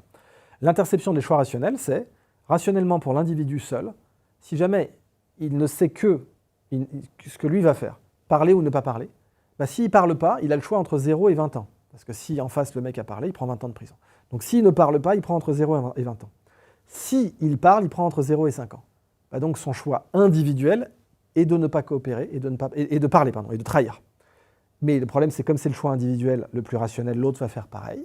Et donc l'équilibre de Nash, dans le dilemme du prisonnier, c'est quand les 2 se trahissent. Alors c'est pareil pour la dissuasion nucléaire au passage. Non, on n'est pas prêt de sortir de l'Europe. Voilà, ce que je veux dire, c'est que la seule façon d'avoir une primaire souverainiste ou whatever, c'est qu'il y ait quelqu'un d'intelligent qui crée une situation où l'équilibre de Nash est la coopération. Ça, c'est des maths, c'est de l'économie, c'est de la théorie des jeux. Et pour l'instant, quand Florian Philippot dit, même si c'est louable sur le papier, on va faire une première souverainiste, l'équilibre de Nash, c'est que Asquino dise non, c'est que Dupont-Aignan dise non, c'est que Kuzmanovic dise non, c'est que Branco dise non. C'est leur équilibre de Nash. Ils ont le choix entre dire non et oui. Et là, en fait, ça crée juste un dilemme du prisonnier à 4 joueurs. En plus, en mathématiques, c'est un théorème que plus tu mets de prisonniers dans le dilemme du prisonnier, plus l'équilibre de Nash est stable et plus l'optimum de Pareto, quand les deux se trahissent pas, 0 pour chacun, est instable. Donc à 2 prisonniers déjà, c'est dur de coopérer, mais alors à 4, donc là, tu as 4 joueurs, Philippot, NDA, Asquino, Kuzmanovic, je t'en mets un 5e, Branco, qui, pour chacun, n'ont que pour seul intérêt de dire non. Donc, les mathématiques reprennent leur droit, et c'est ce qu'on voit maintenant. Donc, c'est pas que Philippot est un idiot, c'est pas un idiot, c'est un mec brillantissime. C'est pas que Asquino est un salaud, c'est pas du tout un salaud. Mais son parti, quand il regarde lui en théorie des jeux, il a aucun intérêt à faire ça. Donc, soit quelqu'un de brillant, ça peut être plusieurs personnes, se réunissent et trouvent une situation en faisant de la théorie des jeux, j'insiste, c'est ça la clé, c'est pas juste en lançant des idées, en faisson de la théorie des jeux. Il faut peut-être qu'il y ait un Idrissa Berkane. Mais moi je suis prêt à me regrouper avec Philippe Murer, avec Pierre-Yves Rougeron, avec Juan Branco, avec tous les gens qui voudront, et avec des mathématiciens, pour qu'on trouve une option en théorie des jeux où chacun individuellement est intéressé. Voilà pour les maths. Maintenant, je te poserai la question finale, parce qu'on doit malheureusement se quitter. Pourquoi tu ne serais pas candidat à la présidentielle? Attends, tu viens de répondre à la question. Il y a déjà 5 clampins qui sont candidats. Est-ce que tu veux en rajouter un? Justement, parce que toi, tu aurais peut-être une chance. Non, mais alors déjà, j'aurais pas de chance. Non, désolé, parce que je serais attaqué encore partout. On dirait que j'ai des faux diplômes, non, parce etc. Déjà, il n'y a pas beaucoup de, excuse-moi, de Français racisés. Oui, je sais, il y a ça. Mais bon, c'est vrai. T'as la même. Alors, t'en as qui. Teddy Riner a laissé entendre qu'il allait se présenter. Écoute, pourquoi... Je pense pas, tu sais, le judo c'est dur, mais la politique c'est encore plus dur. Regarde. Non, mais toi, je pense que tu auras un espace, moi j'en suis convaincu. Alors, avec des gens comme Montebourg, ou comme Branco, ou comme Philippot, ou comme Asquino, ou comme NDA, s'ils me proposaient des trucs, je serais prêt à y aller, absolument, mais pas comme président, du coup, pas comme ministre. Moi je te parle comme secrétaire d'État. Mais ce soit toi qui porte le. Je pense vraiment pas. Écoute, pour l'instant, là on vient de parler, j'avoue que ta question est légitime parce que tu me reçois, donc voilà, ta question est légitime. Mais tu la poses. J'adorerais te dire oui j'y vais, mais j'ai fait aucun plan pour y aller. Je vais pas te dire oui j'y vais. Tu n'écartes pas l'idée. Si je te la soumets. Dans 10 ans alors. Personne ne te l'a soumis cette idée? J'ai 39 ans. Si, tu as des gens qui écrivent Idrissa Berkane président, mais si tu veux aller par là, Mosinor que j'aime beaucoup, il y a marqué Mosinor président sous toutes ses vidéos. Donc est-ce que bon. Mais là, si tu veux, je ne dis pas que ta question n'est pas légitime, tu es un très bon journaliste et je ne te dis pas ça pour te jeter des fleurs, je dis ça parce que je le pense. Et d'ailleurs, je serais ravi, je t'ai invité sur ma chaîne, je t'ai invité sur ma chaîne, j'aime beaucoup ce que tu fais. Merci. Et simplement, là, il se trouve que la question, tu la poses juste après que je t'ai dit, il y a trop de candidats souverainistes. Donc moi, si je suis candidat, je vais être un candidat Frexiteur, c'est une évidence. Et pas Bruxit, ou pourtant qui était un terme pas mal de Charles Gave, mais je serai un candidat Frexiteur. Bon, il y en a déjà 5 des candidats Frexiteurs. Alors, François Asselineau va te dire, non, ils ne sont pas tout à fait Frexiteurs. Dites-nous en commentaire ce que vous en pensez de cette idée, moi je suis sûr. Volontiers. Mais en tout cas, je te le dis clairement, si tu as Asquino ou Philippot ou NDA ou Branco, ou même Montebourg, que j'aime beaucoup, au deuxième tour, moi, aucun problème à appeler à voter pour eux, bien sûr. Bien sûr. Et même au premier tour, dans certaines conditions, absolument. Écoute, on va suivre ça avec attention. Merci infiniment, cher Idriss. C'était passionnant, comme à chaque fois, vraiment un plaisir de t'écouter, même déstabilisant pour un journaliste, parce qu'on a envie de te boxer. Et puis, les mamans, on se dit, finalement, il a raison sur pas mal de trucs, ça va être compliqué.